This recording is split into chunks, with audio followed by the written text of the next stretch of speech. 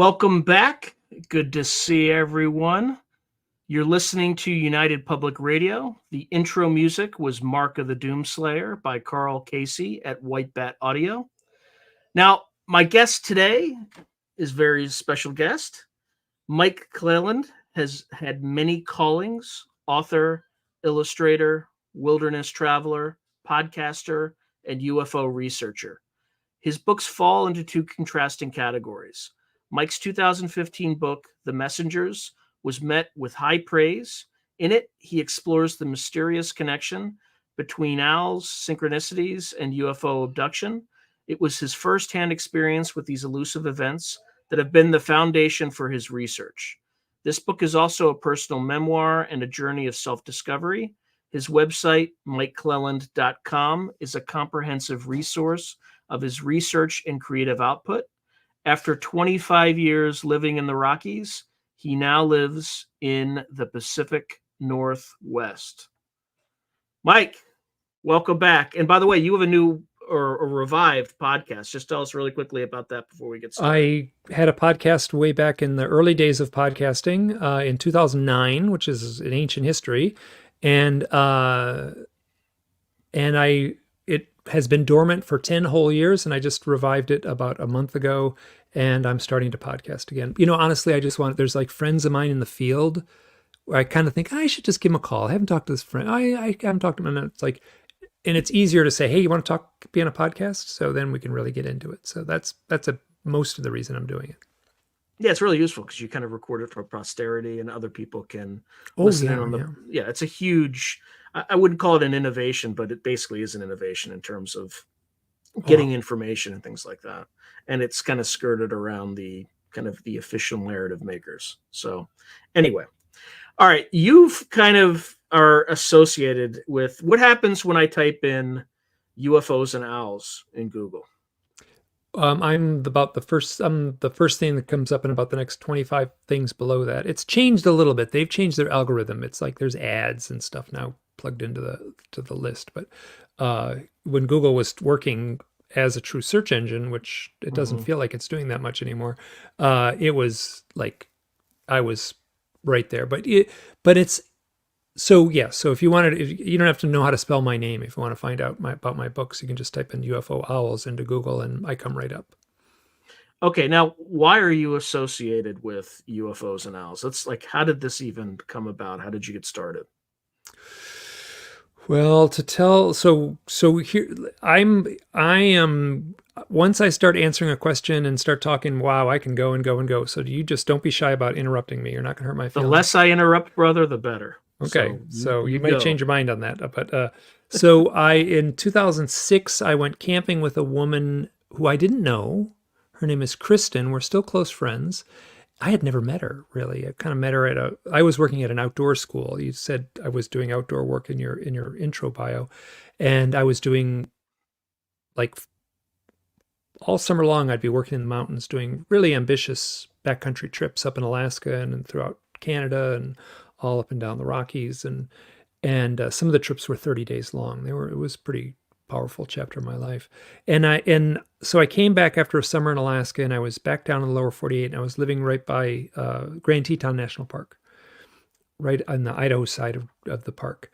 And I met this woman, and it was autumn, and she'd been in the valley, this little town called Driggs. She'd been there all summer long. And I said, oh, you've been in the town all summer. You must have camped a lot. And she said, no, I didn't camp once. And I said, oh, that's terrible. I'll take you out camping.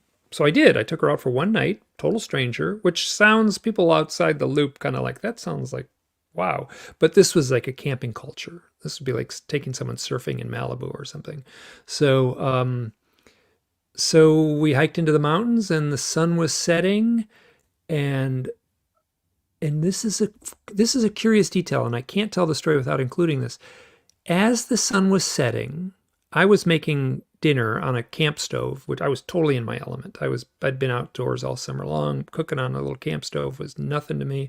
So like the field of wildflowers, the sun is setting, it's glorious. It's in the Tetons, this magnificent mountain range, and we took very little for one night.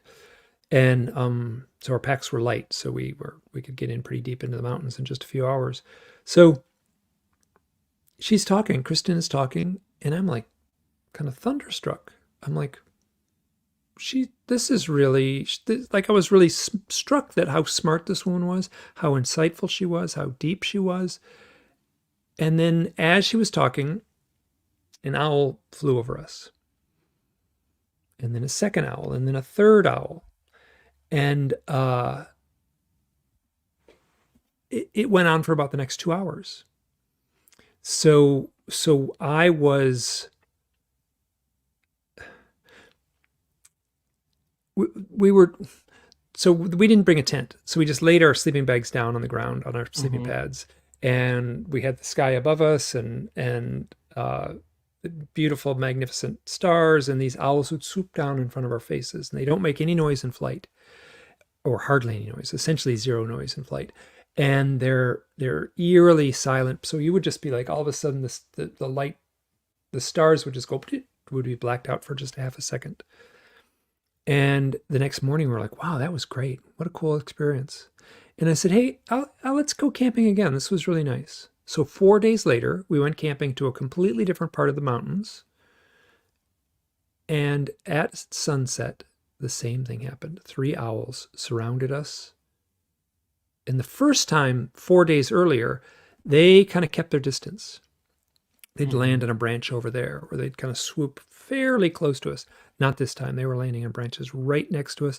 They were landing in the ground right at our feet. I remember the look on Kristen's face where this owl was like standing at our feet, and she just had this look of just like just astonishment. And I felt the same thing. So I didn't talk about it then, but I'm talking about it now.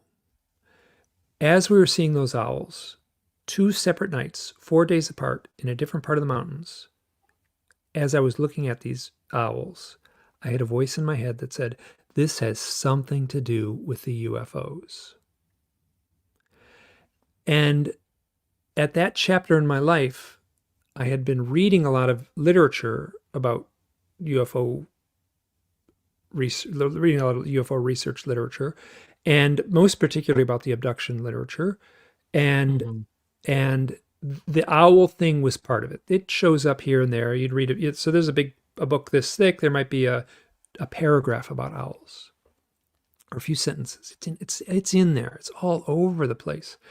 And so I was aware that there was this loose connection that everyone would mention. And so when I saw these real owls, I was just like this voice said, this has something to do with the UFOs. And so 2 things happened afterwards. Kristen and I both started researching owls, because both of us, to have it happen once was kind of cool. To have it happen twice was absolutely mystical.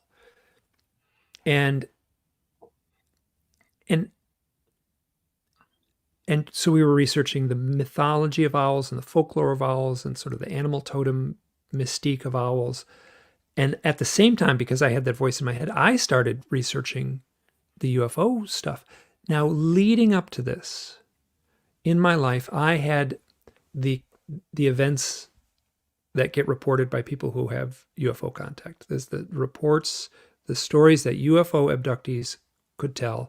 I could tell many of those similar stories. And I wasn't going there. Wow. I was like, no way, not going there, not me. I'm not going to put myself, I would believe other people when they told it. I didn't believe myself. It's like, can't be me, can't happen to me. So I started looking into some of these experiences. I had experiences as a child. I was 44 years old in 2006. And when I was 30, I had a pretty telling experience. And now, so all these things are happening. So I'm looking into so I'm calling up. Do you know who Leo Sprinkle was? He died just a couple of years ago. Oh yeah. He was a researcher, wonderful, kind, big-hearted guy. He lived in Laramie, Wyoming, and where I was in Idaho, by Western standards, that wasn't too bad. So I went and visited Leo, and he put me in touch with people. He said, oh, you know who you should talk to? Talk to this, give this person a call. And he'd give me the phone number, and I'd call this person up. And we'd talk, and they would tell me their stories, and I would tell them my stories. And I would ask, have you ever had any odd experiences with owls? And they would say, oh my gosh, no one ever asked me that. I have the weirdest story about an owl. And that became a pattern. It wasn't 100% of the people, but it was enough that there was a very real pattern that was like clear to me.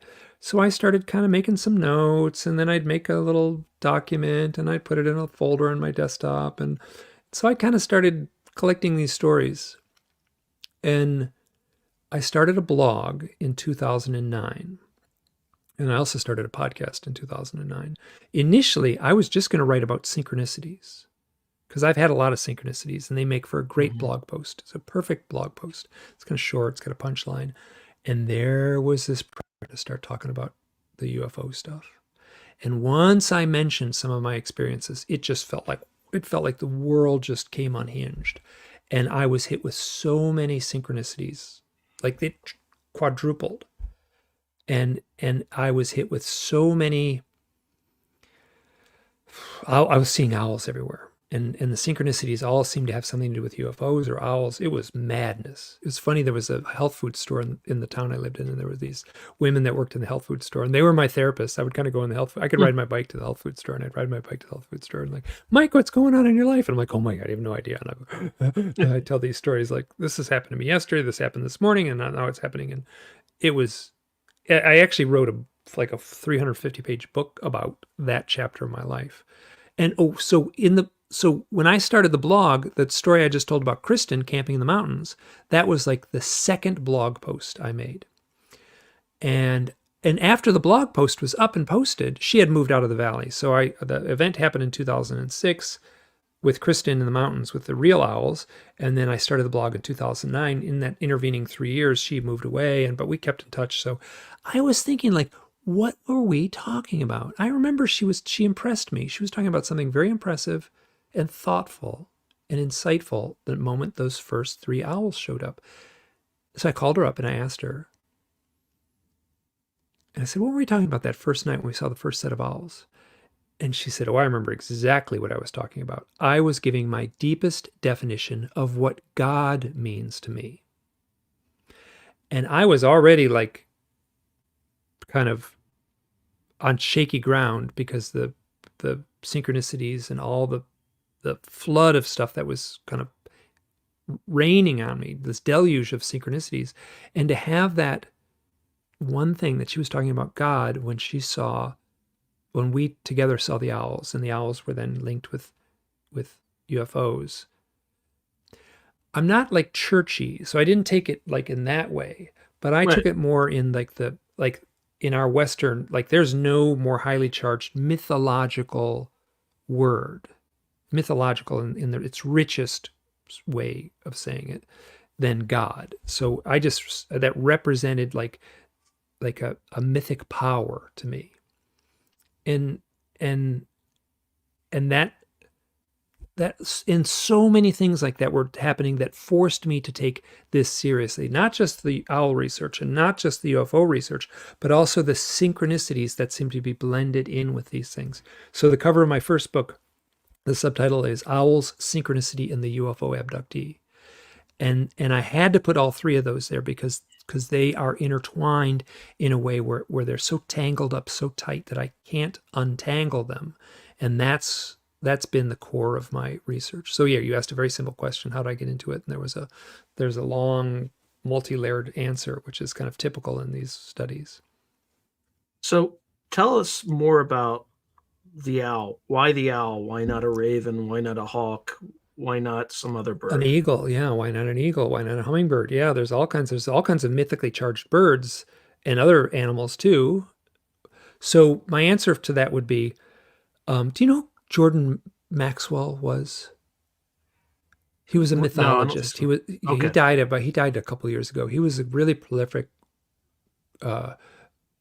He talked about mythology. He talked about synchronicity. Really remarkable guy, and he's talked on a podcast way back when I was first getting into this stuff, and he gave his home phone number out. And the host was like, you don't need to give your home. How do people get in touch with you? And he's like, here's my phone number. And like, the host was like, you don't have to do that. And so he gave his home phone number. I was like, holy crap, I'm calling this guy up. So because I'm in the flood of the owl stuff. So I call him up And he said, "How did you get my number?" And I'm like, "You gave it on a podcast." Like, what? I'm like, well, you don't just call someone. Like, whoa. Like, and he was getting ready to hang up the phone. He's like, "I have one question." And he, "What is it?" And I said, "What's the symbolic meaning of the owl?" And he said, "The owl symbolically." So this was like very early on, and it has been confirmed just as I dig deeper into the research. But he pretty much said, the owl flies through the forest at night in complete darkness. To ancient man, that must have been magical. So flying in the forest at night in complete darkness becomes a metaphor for flying to that other realm. Like, we live in the land of, and we live generationally, which hasn't been that long. Like, my great-grandfather wasn't born in this world where we had the electric light bulb.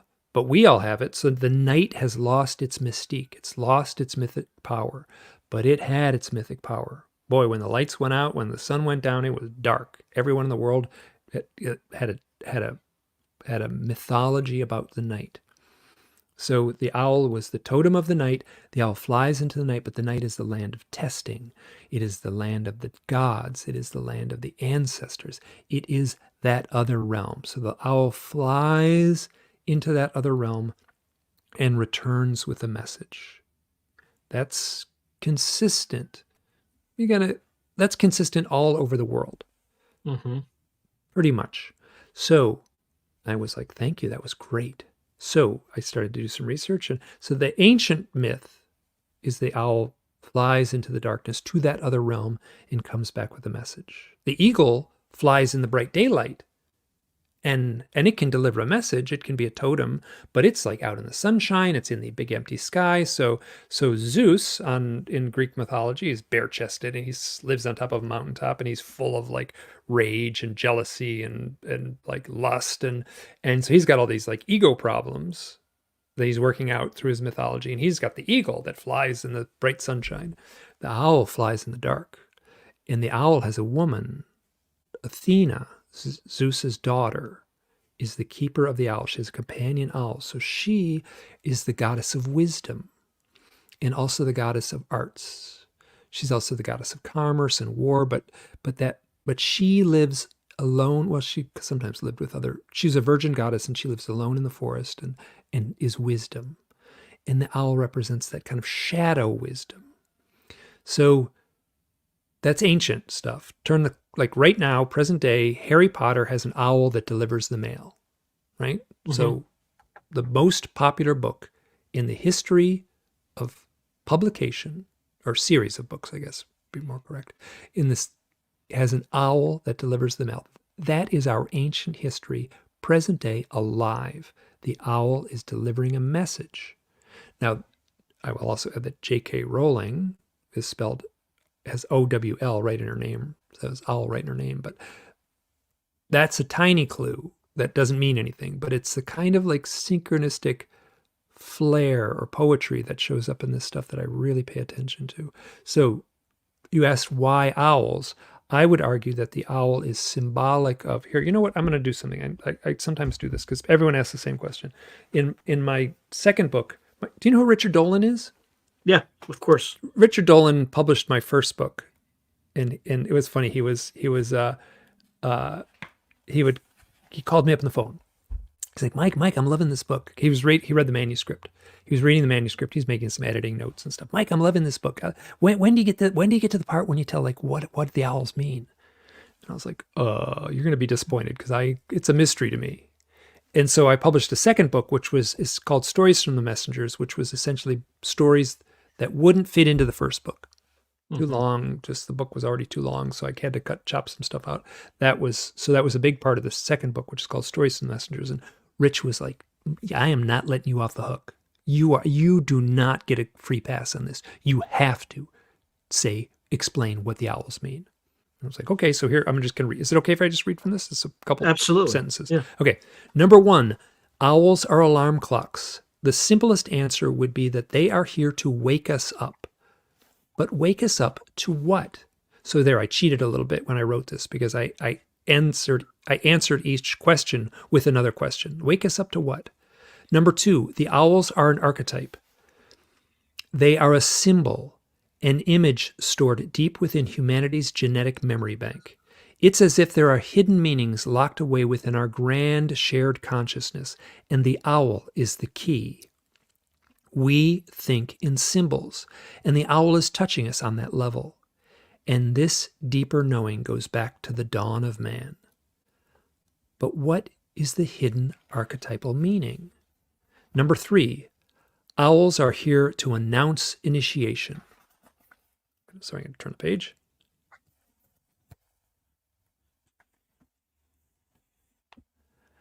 Owls often seem to show up just before the arrival of a UFO, as if to announce an impending ritual. Religious scholars would argue that the initiation rites are metaphoric of a profound change within the initiate. But the true believer wouldn't see the initiation as a metaphor. The change would be entirely real. But an initiation into what? Number 4, owls are a totem of the transformational experience. Seeing a UFO can transform someone. I've spoken to a lot of people who have seen strange craft in the sky, and in that moment, their entire definition of reality is altered. I've also spoken to people who have had owl sightings at such highly charged moments that it transformed their lives. But a transformation into what? So those are the 4 answers. You asked what the owls mean. That's as good as I can come up with. And I still, I've said this before, like I could wing it, man. I feel like my file cabinets, I got enough data. I could make a pretty good argument. I don't know if I'd believe it. I could make a good forceful argument. I'd sound smart and I'd sound like I was passionate, but I am so wishy-washy as what the source of the meaning of the owl might be. But I can say that the owl is in that, I'm going back to the owl flies through the forest at night. And that it represents this shadow wisdom that's just outside our palpable, just outside the edge of what we can reach. Now, you've collected a ton of different stories. What are some of the oddest stories you've heard about the owl? They're probably all odd, obviously. They're all pretty odd, yeah. So, I mean, well, that's not true. Some of them are like kind of like, I got to be really careful because, I mean, these are people's experiences. I don't want to like make anyone feel bad. Like someone else is like, oh, their experience is better than yours, because I don't think it doesn't work that way. But so here here's a really simple one. This is not odd at all. This is like normal. This is this fills my email inbox every day. Stories like this. This very early on, a guy named Derek got a hold of me, and I was in New York City at the time, and he lived in New York City. So we went to the bar, and he told me his story, and super great guy. And he was camping as a young guy. He's probably in his early 40s, but as a young man, he was camping in the desert of Arizona. He from the East Coast. He's first time ever in the desert, so he's blown away by all the stars. And him and his friend are sitting there, and then they notice in the starlight, there's this owl on top of a cactus looking down at them. And they both get this kind of feeling like, whoa, which is consistent. Owls are not, it's not like seeing a bunny rabbit. They have a majesty and a power and an ominous quality to them. So they see that they're both like, whoa, this is intense. So the owl flies off. And a moment later, a triangle-shaped craft, it sounded like it was fairly small, flew directly over them. And he fought to describe how this craft like hugged the landscape. He it hugged the landscape in this way that did not match an airplane or a helicopter. It was positively eerie the way this thing moved. It made no noise at all. And then 2 days later, he saw another UFO. It was a bright dot of light that followed his car. He was driving with the sunroof open, and he could look straight up and see this thing. It wasn't reflecting off the glass, following his car. And then he told me a few other stories. He was like, I had this really vivid dream where I was lifted up out of my bed, and then I floated through the wall. And then the next morning, his wife said, I had this weird thing last night where like I was afraid to open my eyes because I knew you weren't in bed. And then he had a bunch of stories like that. And then he said, oh, and during all this, I had a spiritual awakening. So this is the baseline. This is the normal stuff that I'm getting. So the spiritual awakening, the clues that there might be something more going on. I'm really cautious to say abduction. That's a highly charged word. But so some sort of contact event seems to have taken place. And the owl seems to show up before the UFO. That's very consistent. So, and now you want the weird one. Let me think for a little bit. Okay, so there's a friend of mine. She's a good friend of mine. Her name is Karis Melina Brown. And she has had what feels like UFO events. Like you really talk to her and she tells all the stories that someone who said UFO events would have. She's very psychic. She works as a psychic. She does psychic sessions for people. Very intuitive, very spiritual. And then she's like, but she knows, she's like, I feel like this has happened. So she was going to go on a walk. And she had this feeling that she was going to see the aliens. Like, today is the day I'm going to see an alien today. I knew it. I'm going to see an alien today. I knew it. And let me say, she was also involved in fairy research, like fairy folklore, very immersed in fairy folklore. And she's walking through the forest. She passes people on the trail. The people don't pay attention to her. She's a very striking woman. So that the fact that no one paid attention to her doesn't make sense, So people absolutely didn't even notice her on the trail. So she kind of, all of a sudden she gets this kind of thing, I should step off the trail. So she walks off the trail and walks through the trees. And then she looks at this rock and like, I'm supposed to sit on this rock. So she sits on the rock. And then there's like this kind of voice in her said, no, a little to the left. Not that far left, back a little bit. Okay, right there. Okay, good. And so she's sitting there. And in front of her, there's like all these bushes and stuff like that. And it's in the forest. And then there's like kind of the way the bushes are. There's like a little tunnel, like a little open spot through the bushes. And there's these two eyes peering back at her. She's like, what is that? And it was an owl. And she looked at this thing and she was like, she said, I'm not sure if she said it aloud, but she said it, whether it was loud or in her mind. She said, are you a fairy? And then in her mind, she's looking at these owl eyes. She's locked with these owl eyes. In her mind, the voice says, why? She says, are you a fairy or are you an alien? And then the answer comes back, why can't I be both? You're both. Which is a great answer. So, and I have this, I'm so glad I recorded this. She explained this on a recorded call. And then I am not kidding, for the next 45 minutes, she talked about the most transcendent, trippy, psychedelic, timeless, it was like someone describing their near-death experience. She's sitting on a rock in the forest, locked eyes with an owl, and she has this exalted, like, biblical experience. And I had to interrupt, like, were you like on LSD or something? What are you telling me? She's like, no, absolutely not. I was totally straight. And so, and so that's a little more on the high end of things as far as the weirdness factor. And so I've told this story on podcast before, like it's in my book, and I get a lot of heat from like people that are like, you can't include stories like that. I'm like, what do you mean I can't? Of course I can. Yeah, this is what people are telling me. They're telling me this is like a peak experience for her. This was like a powerful, life-changing experience for her. And so I'm at a loss as to the source of these things. What I can say, I said it right in the thing. People have the owl is the totem of the transformational experience. This Karis was already at a kind of high level of her own spirituality, and this event just pushed her, even further down that path. So, I got this is, and now so I should be cautious saying something here. Well, I'm not cautious, but I feel I need to say this. I am not doing objective research. I feel like I'm doing subjective research because I've had my own owl experiences. I've had my own UFO type experiences. You're recording narratives. You're recording narratives. I feel like I'm not doing scientific work. I am doing journalistic work, or like a folklorist, who collects, ancient mythologies or something like that. But this is not ancient. This is present day, real. It's arriving in my email inbox.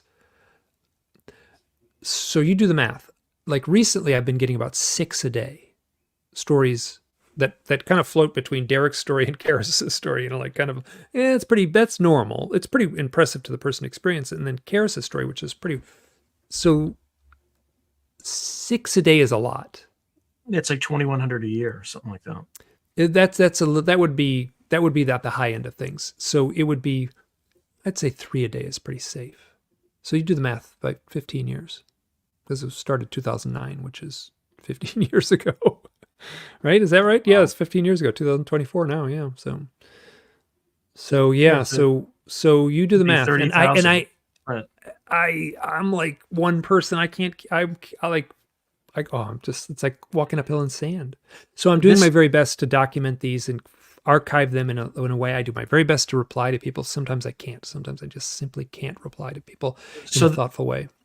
There was a question I've been wanting to ask you, but because you've told similar stories in the past, but I didn't quite know how to frame it until this viewer kind of gave an example of it. So he's just saying, I'm going to read it for folks on the radio. I have a story. It may have been weeks or a month before my mother passed. I saw 3 owls in the same tree by the lake near my parents' house. What could that mean? The day my mother passed. So there's like a whole genre of this specific type of owl story. So let's go. So owls and death. So there's a chapter in my book called Owls and Death. And so owls and death. Now, I would love to ask some follow-up questions on that. A few days later, I opened the front door and there's this baby bird that couldn't fly chirping and looked dehydrated. Oh, okay. This is beautiful. Okay. So,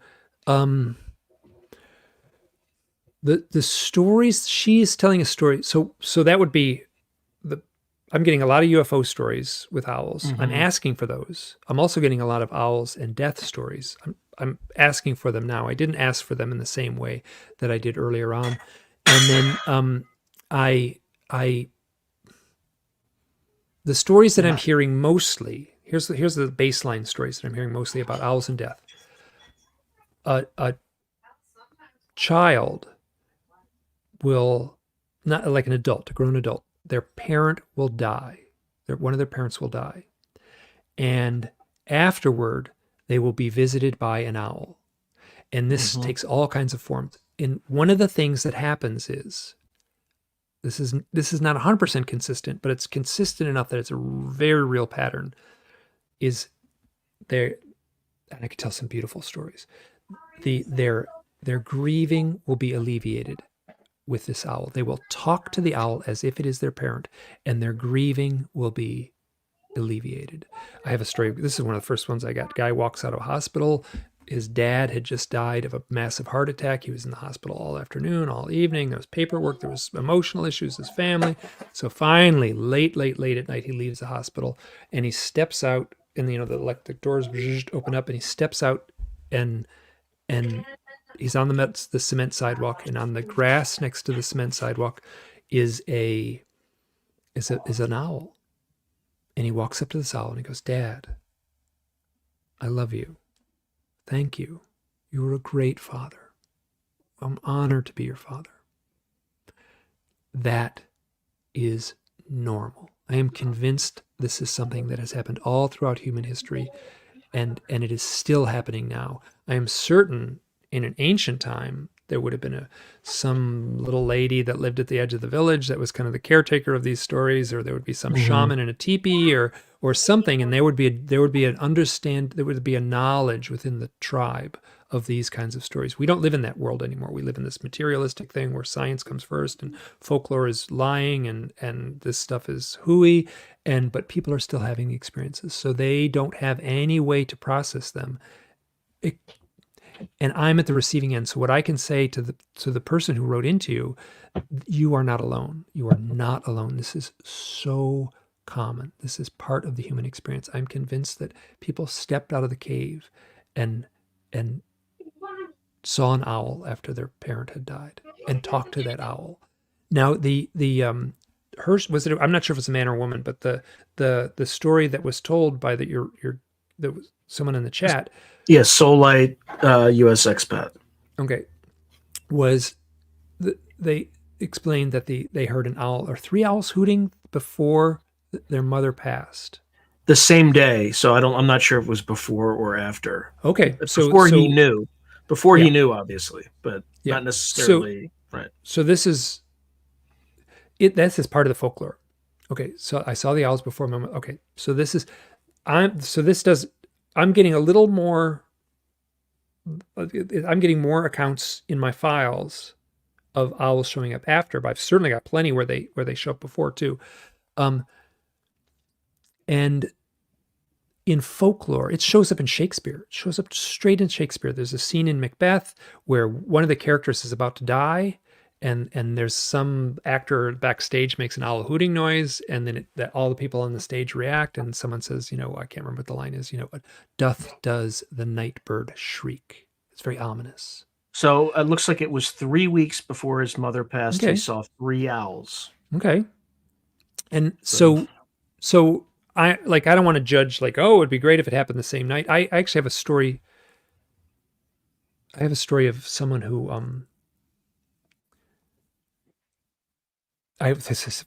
so one guy in a Native American reservation came up to me at a conference and said, I had when my brother died, there were 3 owls hooting outside the house. When my brother died, he died at home under hospice care. And it was well understood in the tribe that would have been the lineage of the parent, the grandparent, and the great-grandparent. That was how it was understood in that tribe. And I also have a story of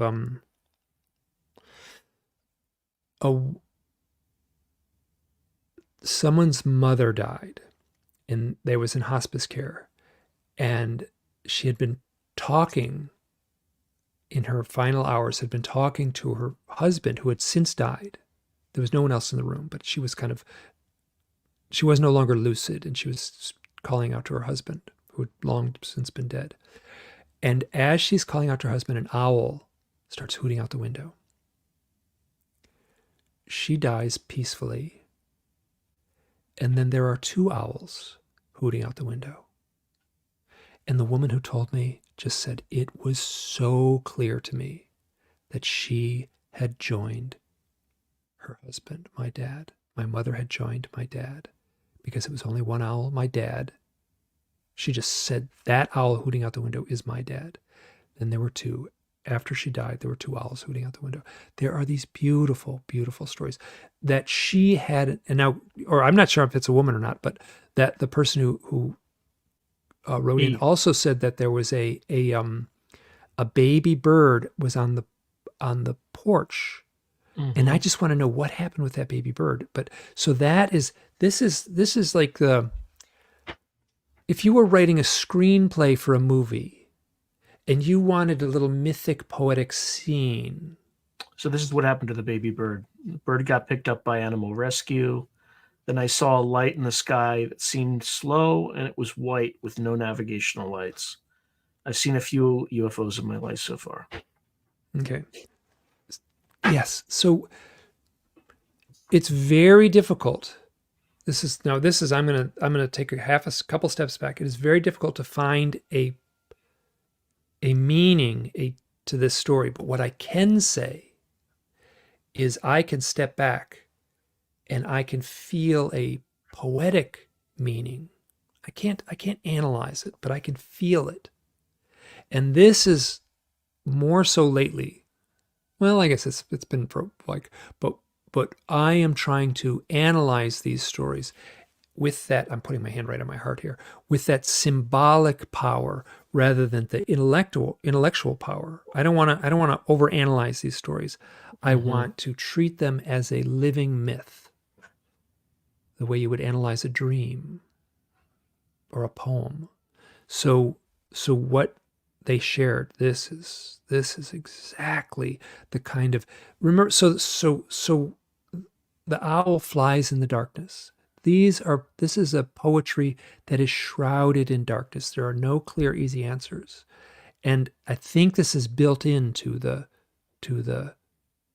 to the mystery. We're both reading. Well, right when my mom passed, there were these heavenly clouds over our house, and joking around saying it's God picking mom up. Right after I said that, she passed. If someone had written this into a story, into a storyline of a novel or the screenplay of a movie, it would make complete sense. Mm-hmm. You would understand it in the audience. When it happens in real life, many people are cautious to treat these poetic moments with the power they have. And if I would encourage anyone, I guess I would say, like, just live in that magical universe, because I feel like this is happening all around people all the time. And I say that because of the overload of stories I've received. Are you getting more of these stories, or are they constant through the last 15 years? I would imagine you would see some sort of a ramp as you became more well-known, but what I'm trying to get at are like kind of the events going on in the world right now have resulted in some sort of a quickening or something like that? Or is it just, okay. I think it's showing up potentially in a quickening of like, let's say, synchronistic events that are showing up in people's lives, but not so much owl events. So as far as like me trying to decipher what the ebbs and flows of my how I get letters, I think a lot of it is based on, like, there was a popular YouTube video I did years ago, and it was a podcast called Concrete, and Danny Jones hosts it. And so I know Danny. Whoa, did I get like, man, did the emails start coming in after that? And then his algorithm kind of fluctuates, but I think if I get a popular podcast or something like that, it really makes a difference. It shows up in my email inbox. Sometimes it's too much. Like it's like I'm overloaded. It's like, I remember I got 4 stories in an hour one time. I was on the phone with someone talking about UFOs and owls, and I got 4 good letters in an hour. That was a lot. Yeah, they I'm just going to throw this out there, but they tend to show up. I'll just give you do you know who Alan Greenfield is? Sure. Yeah. Secret Cipher of the UFO Knot, right? Yeah. Yeah. So 12 hours before I was interviewing him, and I just mentioned owls and this and that. And he's just like, it's funny you mentioned that. There's one that showed up at my house exactly 12 hours before this interview started. And it was weird because I'd never really see them. And then following that, I had another interview. You know who Peter Levenda is? Mm-hmm.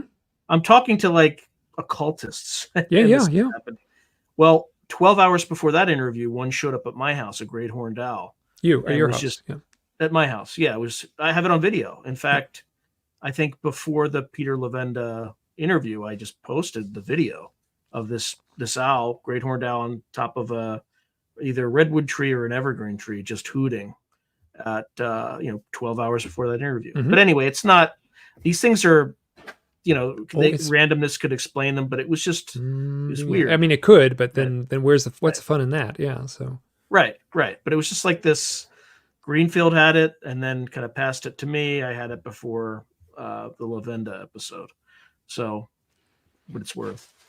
So I cannot even. I could do a 15-hour talk on the people who have hosted podcasts that begin the podcast. Do you know what happened right before we got on the phone, or right before they disappeared? Like in the last month or so, I haven't seen or heard a great. I'm not saying it's not everyone, but I'm hoping they come back after this. It's like half the reason. I'm just kidding, but like half the reason I did this interview is I want them back. But I saw an owl this afternoon, and I saw one this morning. It's the same owl. There's one that's been sort of hanging out at the side of the house here, so that's not too. I mean, I see a lot of owls, but that was interesting. I live in a place with a lot of owls, so there's no mystery there. But the number of, do you know who Juan? He hosts a podcast called Juan on Juan. Say more. What's his Twitter? Is he Planet Hunter? I think it's Juan on Juan is the name of his podcast. No, I don't know. Okay. I don't know. And so I did a podcast with him, and he said, this is a great one. So he was going to interview me the next day. So it's the night, and he's with his wife and his little son, and I think his son is tiny, like 5. And so they're in the backyard, and he's thinking to himself, I'm going to talk to the owl guy tomorrow. I wonder if I'll see an owl. And his son goes, Dad, look. And an orange orb floats through the yard. So that I've had so many accounts of people saying, I wonder if I'll see a UFO tonight, and then an owl hoots. Or an owl will fly through the yard, and they'll follow the owl, and then there'll be like a UFO in line where they were looking. Oh, I got this, this is just on and on and on and on with stories like that. Yeah. Somebody's having some deja vu. Oh, it might be because I tell the same stories over and over again that you might have deja vu. Yeah, so some of these are different. There's still new material. There's definitely. Yeah. The problem is some of them take a long time to tell. I got some great stories, but they take forever to tell, and they don't make for very good. I mean, like a half hour to tell some of the really, really strong ones.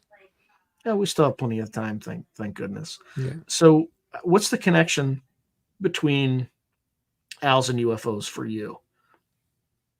Okay, so let me take a step back. So I'm gonna like take a big step back. We're gonna look at the big picture.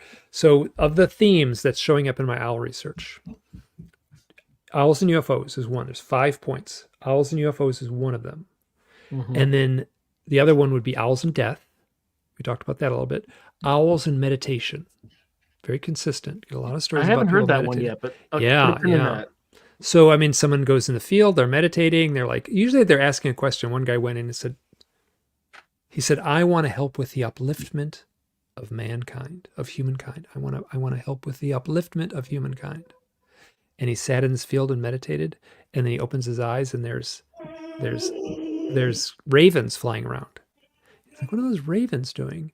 And then they're harassing a snowy owl. But it's pretty rare to see a snowy owl. And I think he was in Montreal. No, he was in Quebec. So so he asks the question, how can I help with the upliftment of mankind?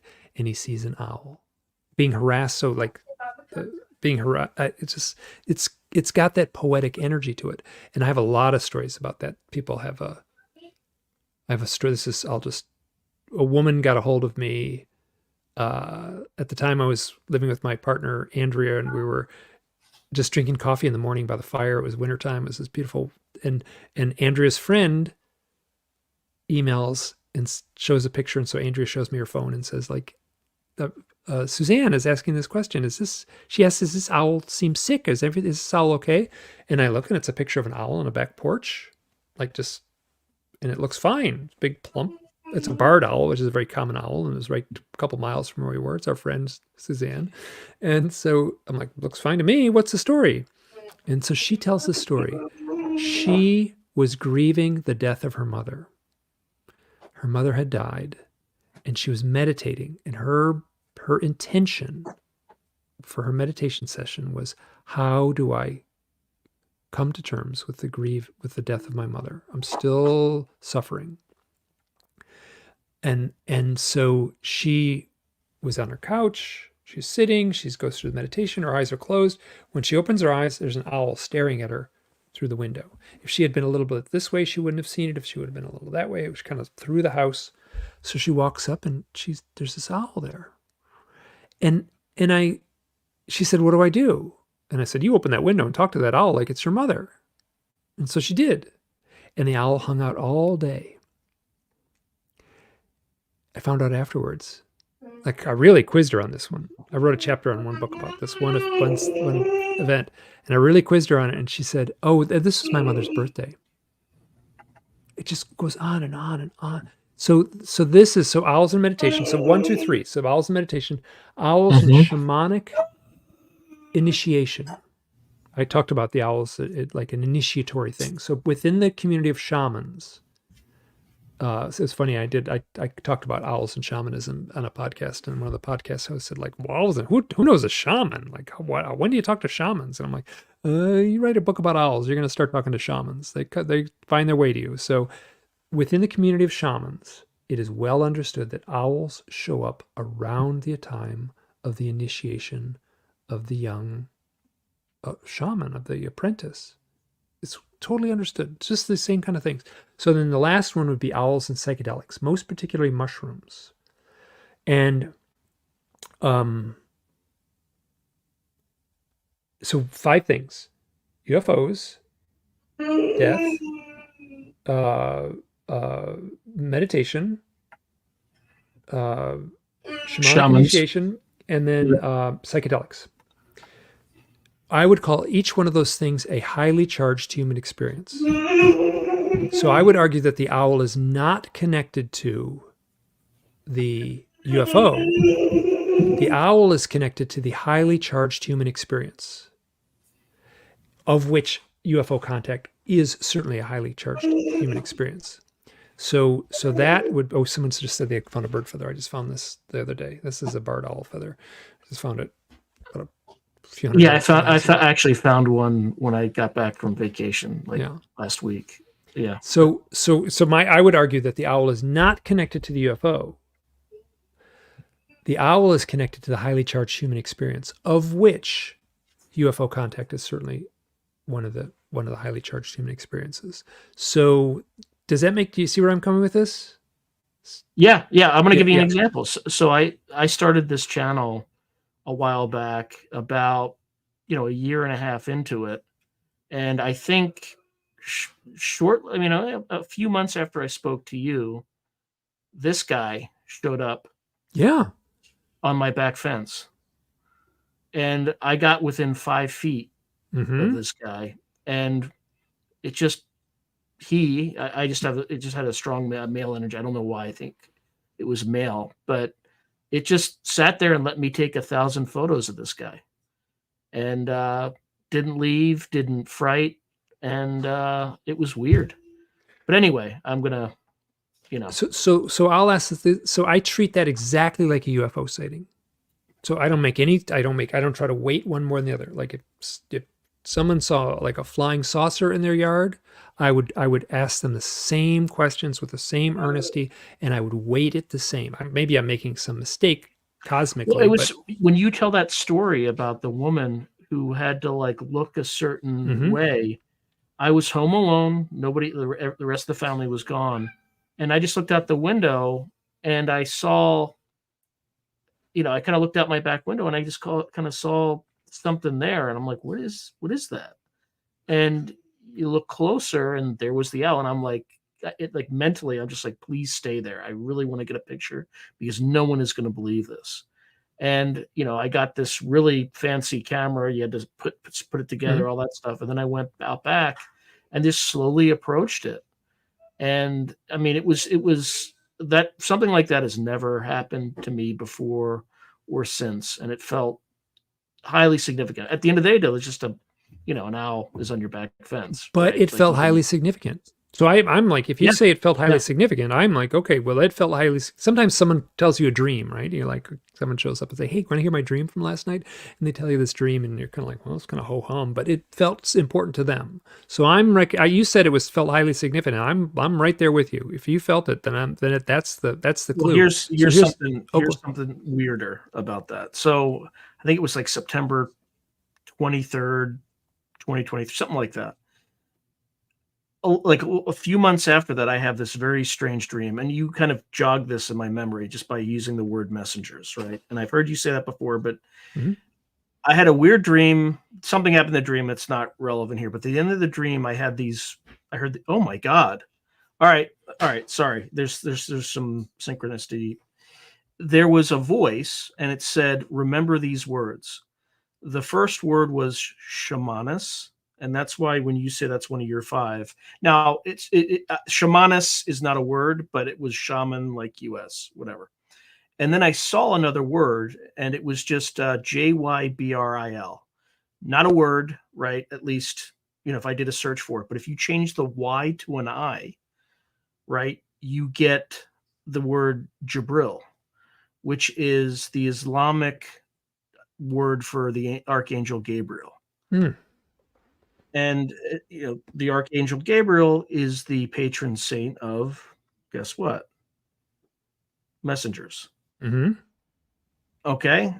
And I believe like in the older Catholic feast day. I think the Archangel Gabriel at one point, the feast day was sometime in that September timeframe, probably the 23rd. It would probably be the solstice, which is the 21st or the 20th. Yeah. That's depending on the calendar year. Yeah. So didn't even think about that. Yeah. So anyway, I don't. Let's go back to you. Okay. No. So the questions I would ask is, what happened leading up to the event? What happened after? And now here's another questions for you. How would you rate your psychic skills? Ooh. I would say they've been improving, right? So precognitive dreaming. Mm-hmm. This is stupid, but I'm just really quick. I had a dream 5 months in advance of if a political figure shows up in my dreams, I'm like, this is weird. But I had, bear with me here. Mitch McConnell showed up in my dream, Mm-hmm. and he was in his office, and he was wrapping figurines in wax paper, like human figurines, and sticking them in boxes, like he was packing up his office.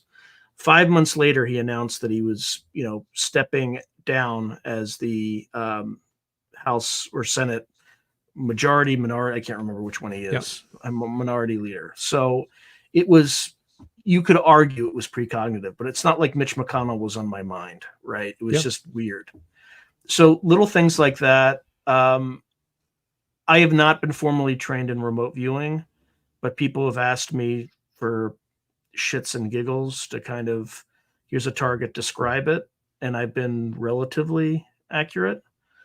So anyway, I would say those two, and then synchronicities out the wazoo. They happen so often. It's not worth noting but those three things I would say. Oh, interesting. So okay. Wow. This is the kind of answer I'm used to getting, so,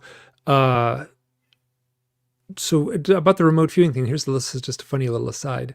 In one of my books, I had to write a chapter I had to include a lot of stuff about remote viewing because someone who had a really powerful owl experience. And there was no UFO in his experience, but it was a really powerful mystical experience about an owl. And he was in the midst of doing a lot of remote viewing. He also had UFO type events. Some of them sure feel like UFO contact events, missing time type events. And so,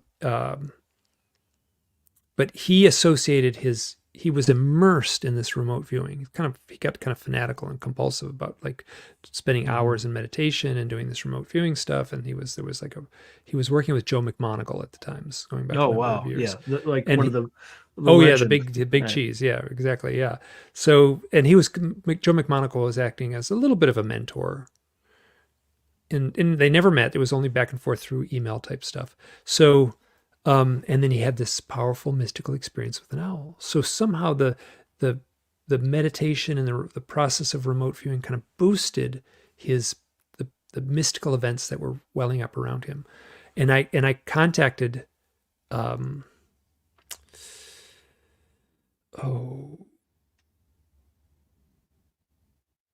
of the guys that was part of the John Alexander, who was part of the remote viewing. Oh, Colonel Alexander. Colonel John. I called him up. Yeah.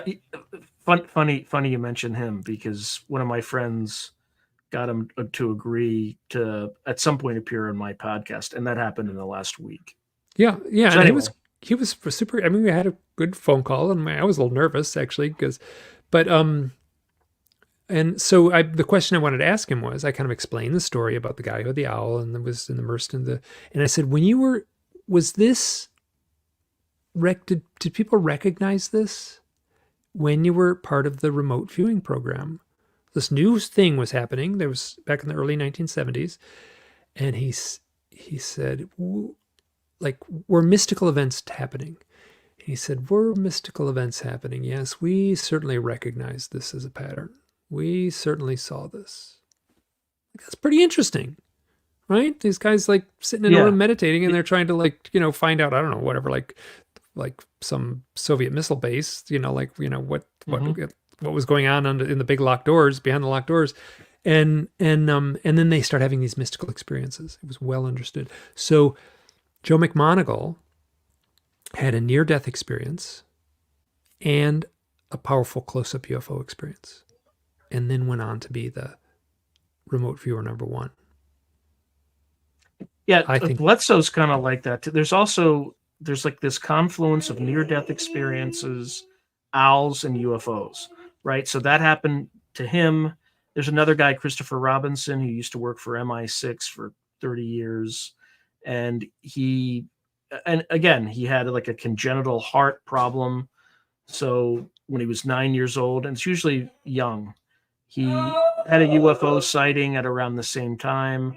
And I'm not sure. He hasn't really talked much about owls, though. But there's this pattern, right? Yeah. So the owls are almost like the spiritual journey sort of thing, right? Oh, you can have a spiritual experience without an owl, and you can have a UFO sighting without an owl. But it's not 100%, but there's enough of a pattern that like it keeps my email inbox full. Chris Bledsoe is a perfect example of this mystical stuff overlapping his life. I did an interview with Chris. I know him pretty well, and I did an interview with him a few years ago where it was actually on Whitley Strieber's site, and it was like you're hitting every button, man. You know who I interviewed last week on this very show, right? Whitley Strieber. Did you? Yeah. Yes, 100%. 100%.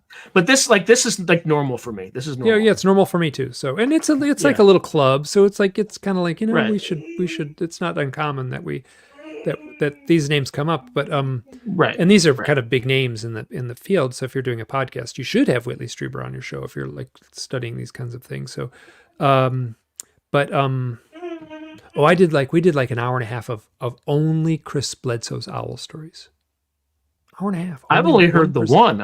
I haven't heard all the other ones. He's got some. I'll tell you one. This is like nothing. This is like nothing. Well, actually, I'll tell you one right now. This goes to the owls and death thing, which he talks about in the book. UFO.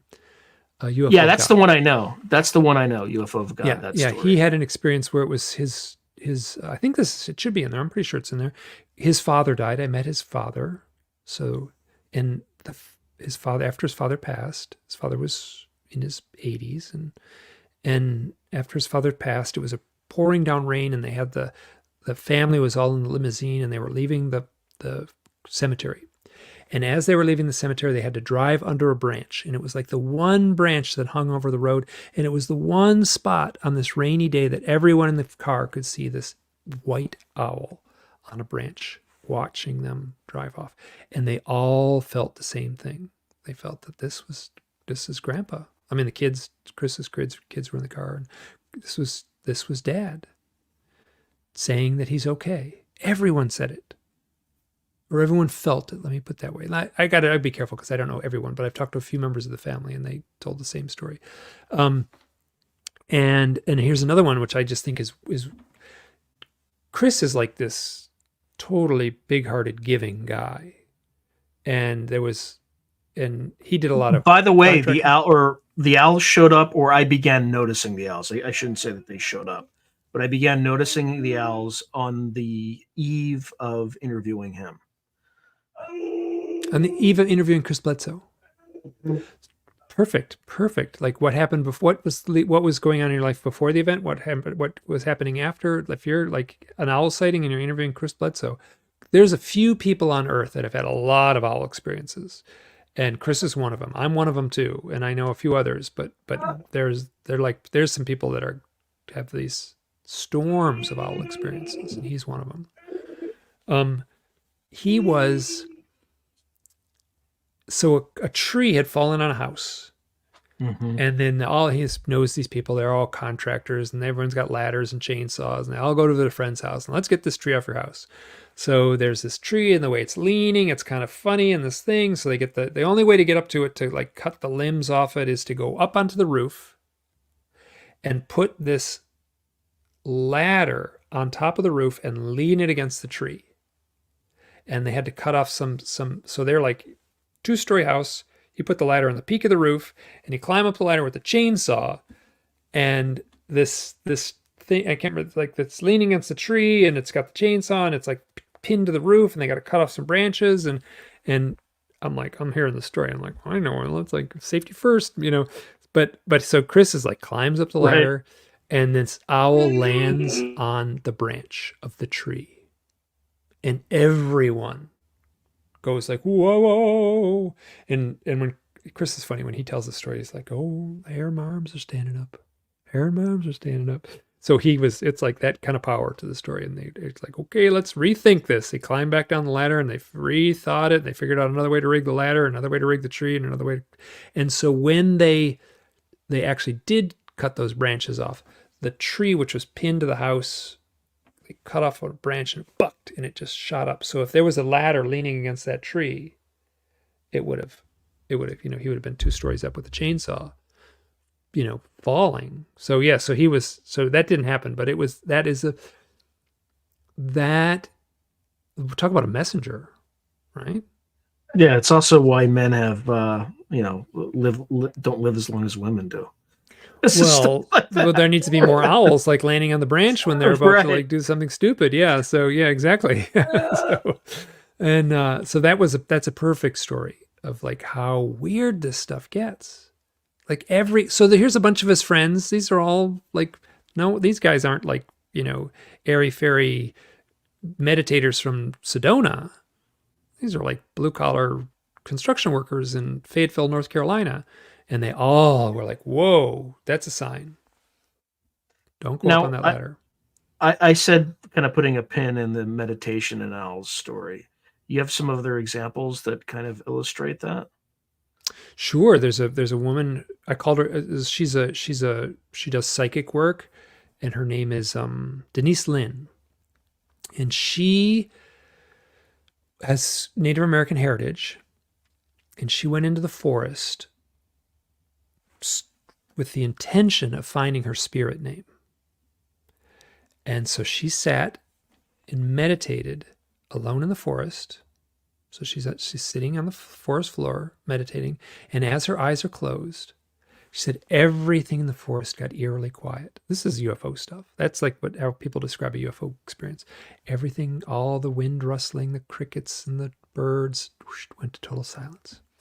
She kind of went through her meditative ritual and she opened her eyes. You're calm and you open your eyes, and there on a branch, like right in front of her, like close enough to touch, is a great horned owl staring at her. And the owl, this is a weird story. The owl flew off. So here she's asking for her spirit name, and the owl flew off, and on the branch where the owl was sitting were 3 white feathers. And she hears a voice in her head that said, "Put the feathers in your medicine bag." And she said, "Well, I have a really nice medicine bag. It's a really beautiful traditional medicine bag, but it's at home. It's in the cupboard. It's on the shelf, on the bottom shelf of the cupboard." And then the voice interrupted and said, "You are your own medicine bag. Put the feathers in your medicine bag." So she took these 3 feathers and ate them right there on the spot. She ate them. And then I was like really fascinated by this story. This led me down such a rabbit hole. That's the Holy Sacrament of Communion. That's the Eucharist. That's eating the God. Eat of my body. Yeah. So this is like the owl says, the voices, disembodied voice says, eat those feathers. And she ate them. And it's really funny. She told me, and I told my husband, he was so mad at me. He's like, "Those are dirty. You don't eat those feathers." And so, but she ate them and she's fine. And so, but like, wow, what a story to be like, she was asking, she went in formally asking I want my, and I can't remember her spirit name was 3 white feathers or something like that. So I should know that, but I can't remember now. And then the woman, Suzanne, she was like, I'm meditating. My intention for this meditation is to come to terms with the grieving of my mother. And then the guy who saw the owls and the ravens. So ravens are a symbol of the day, right? And so black ravens of the day, white owl, symbol of the night, are clashing. And so his intention was, how can I help with the upliftment of mankind, of humankind? Wow, is that poetic? Yeah, I see ravens all the time. I see ravens all the time too, and like constantly, right? But given the context of his meditation, and he sent me pictures of the owl, the beautiful seated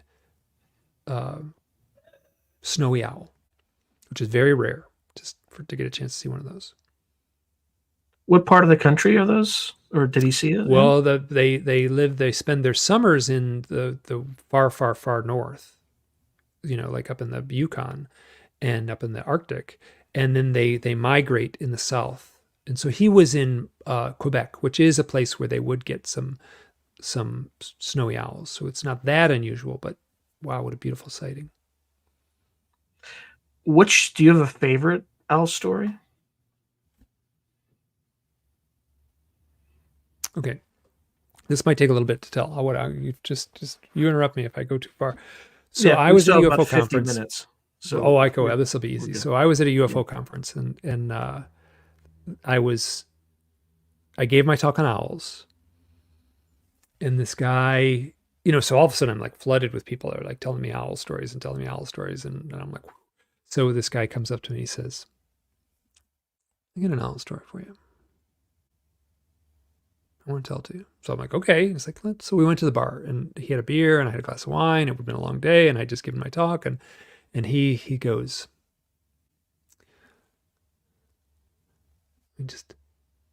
I had a book called The Seven Feathers. I have the book too. And I got it after he told me the story. So The Seven Feathers, and it's written by a Native American. And in the book, there's a part where it says how to find your spirit guide. So this friend of his had the book. So he has this book, and he was in Montana, and he was working for the lumber industry. So it's like a summer job, and he's like walking through the woods, and he's counting trees. It's like a summer job. You're like, okay, how many trees here in this plot of land? Here's this grid. And so you just count the trees. So he's like got the book, and he's reading it, and he's like taking a break, and it's a sunny day, and he's got the book, and he gets to the part. He's like, oh, this is the part where they describe how to get your spirit animal, how to find your spirit animal. And he goes, oh, I'm tired. So he takes the book, wow. And he lays down, he puts the book on his heart, and he takes a nap. And he wakes up with this stinky, wet breath in his face. Right in his face. And he keeps his eyes closed. And then it breathes in his face. And then he hears this boom, boom, boom in the forest floor. And he like looks over, and there's this grizzly bear walking away. So he's how to find your spirit animal. Got the book on his chest. So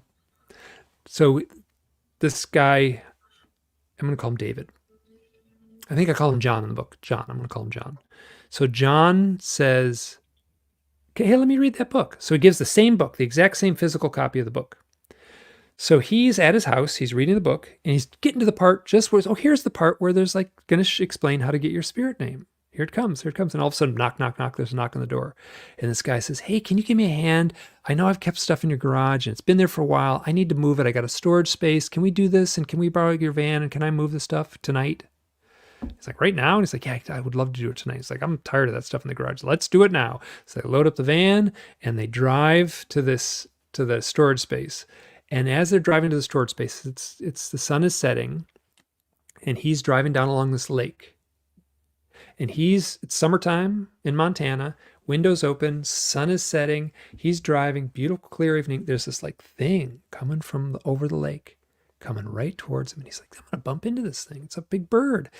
And this bird flies right up to the car, his van, and the window's open.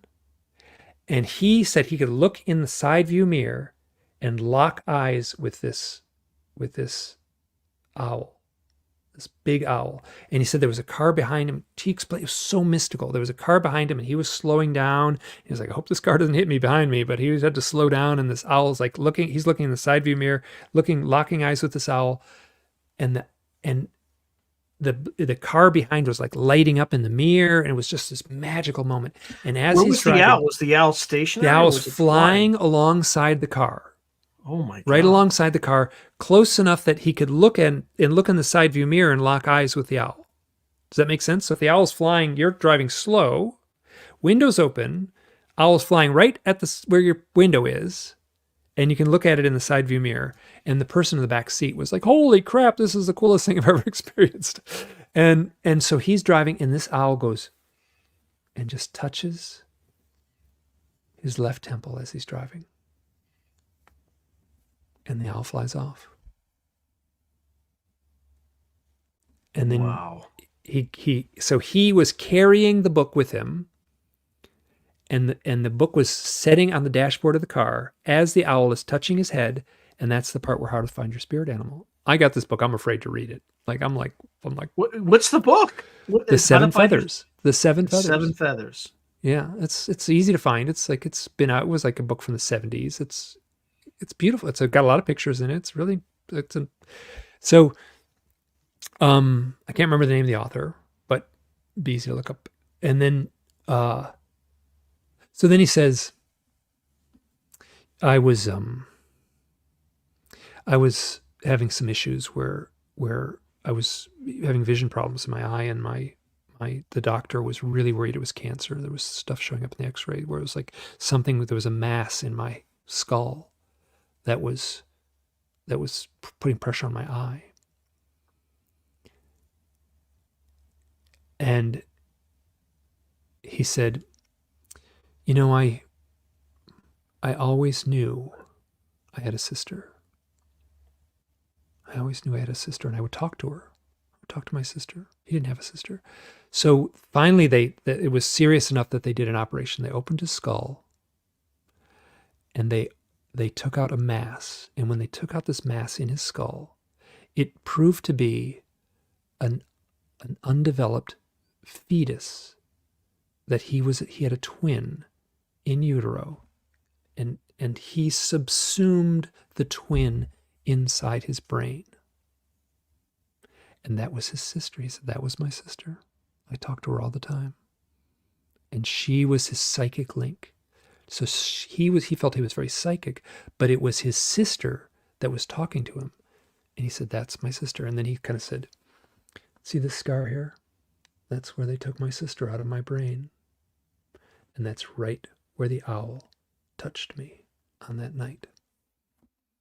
What was his spirit guide name? Or what was his name? Well, the spirit guide would be the owl, like we'd have to say, right? I mean, so he wasn't looking for a spirit name. He was looking for a spirit animal. So the one guy had the grizzly bear, and then he had the owl, same book, same physical copy of the book. So that story I cannot. And then to tell that story properly, it just goes on and on and on with synchronicity over synchronicity, and he feels his sister is do you know what a psychopomp is? Yeah, somebody that leads you through to the underworld, right? Spirit that leads you to the underworld. He says, my sister is a psychopomp. She's the psychopomp. She's leading people. I know she's doing that. So he had this beautiful, heavy mythology, and he was writing poetry, and I was like, man, was I like. And this guy was great. This was early on when I was shaky about this stuff. And his story was so powerful. So I was on the phone with him, and the phone went beep, beep. And I'm like, oh, I'll get back to my friend. He's explaining my sister is a psychopomp. The phone goes beep, beep. And I'm like, I'll get back to my friend. And we talk, and I hang up, and then I call my friend back, my friend Phil, and I call up, and Phil's crying. And two of our good friends, I worked with Phil at this outdoor school, and I don't want to go too much into it, but two of our very closest friends died in a small airplane crash. Mm-hmm. And that phone call came in while I was talking to this guy, explaining that his sister was a psychopomp. The layer upon layer upon layer that the really powerful events have that kind of. It's very difficult to tell the stories. You saw me fight to tell the story. Like, where does the story begin? Where does it end?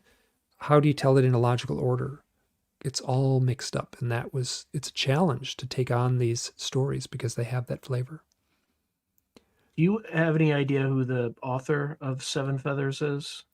Ooh, I could look it up, but it might be here. I can actually. Let me just look it up. Give me a second here. Just is going to because I got it right in the book here.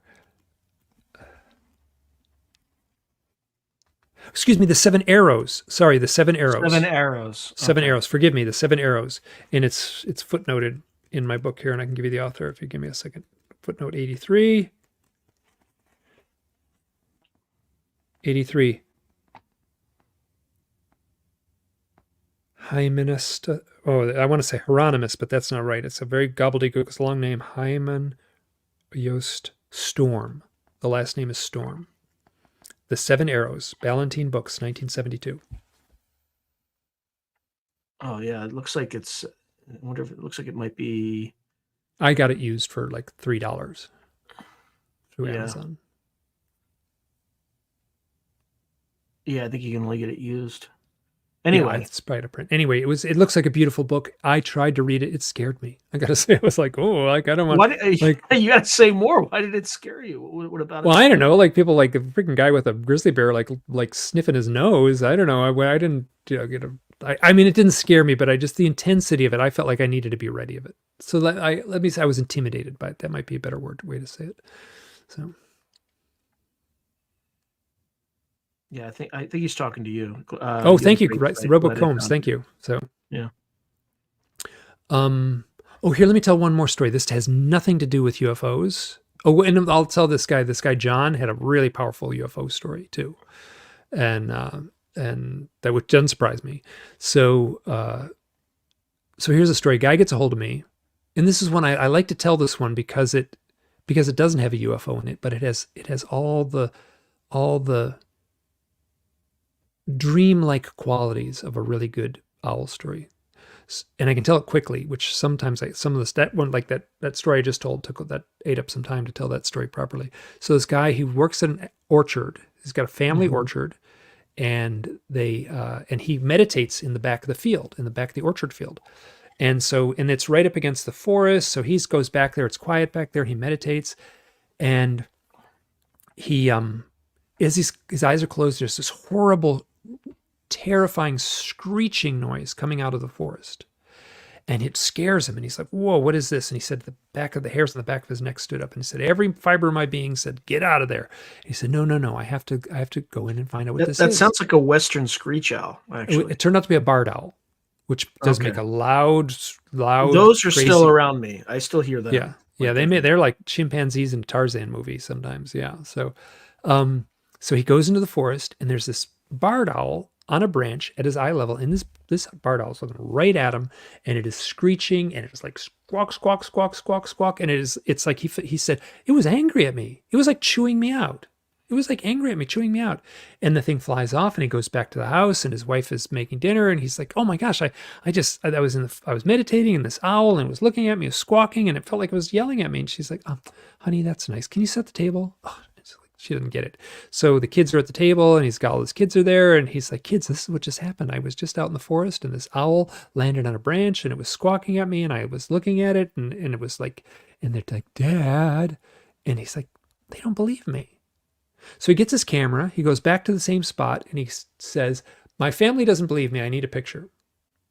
So the owl lands in a branch.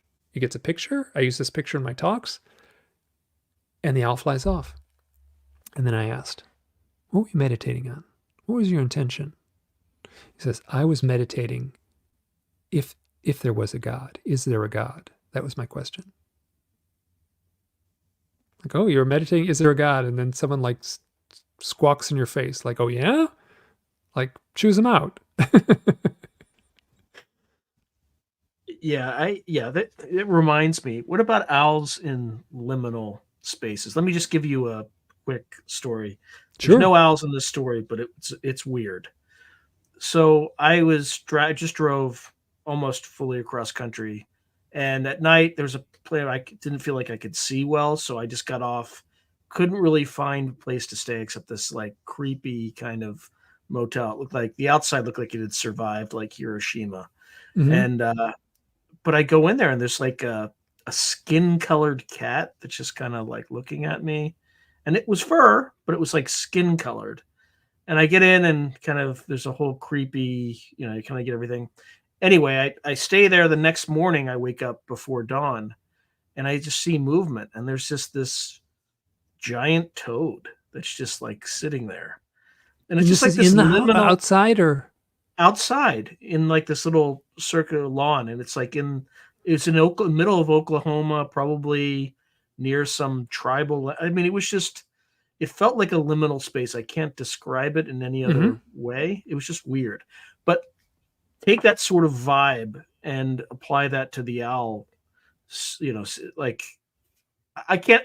There's nothing significant that happened. It was just strange. Mm-hmm.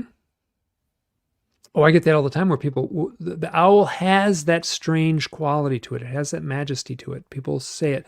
People tell me these kind of, there's no story to it. They're like, oh, the owl, like, landed on the back porch. And we all went, ooh, isn't that eerie? And it's like, it's just a bird, right? But it does have that eerie quality to it. I mean, I've probably got lots of stories like that. I can't think of anything right off the top of my head. Yeah, it's very specific, But I know that kind of eerie liminal space, I could. Yeah, you can't really describe it until you're just there. It's just like a cat not behaving like a cat, just kind of has this knowing. Mm-hmm. But again, it's all perceptual. It's all subjective. Sometimes a cat's just a cat. Mm-hmm. But there was the vibe was off in that place. Yeah.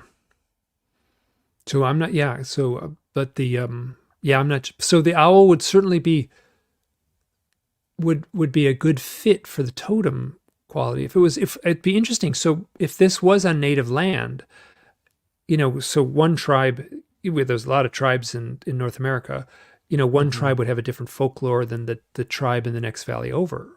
So, but it would be really interesting to know what the spirit meaning of the toad was in that tribe. I will definitely look it up because I can look.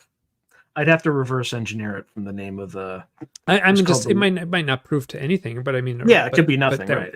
But that was what my mind went to when you said that might have been on native land. Might have. I would have to reverse engineer it. Well, it was once native land, yeah. So. Oh yeah, absolutely. And there was, there were also a lot of tribes that were displaced from other land and put there, right? So like that entire state has that sort of history. All its years, yeah.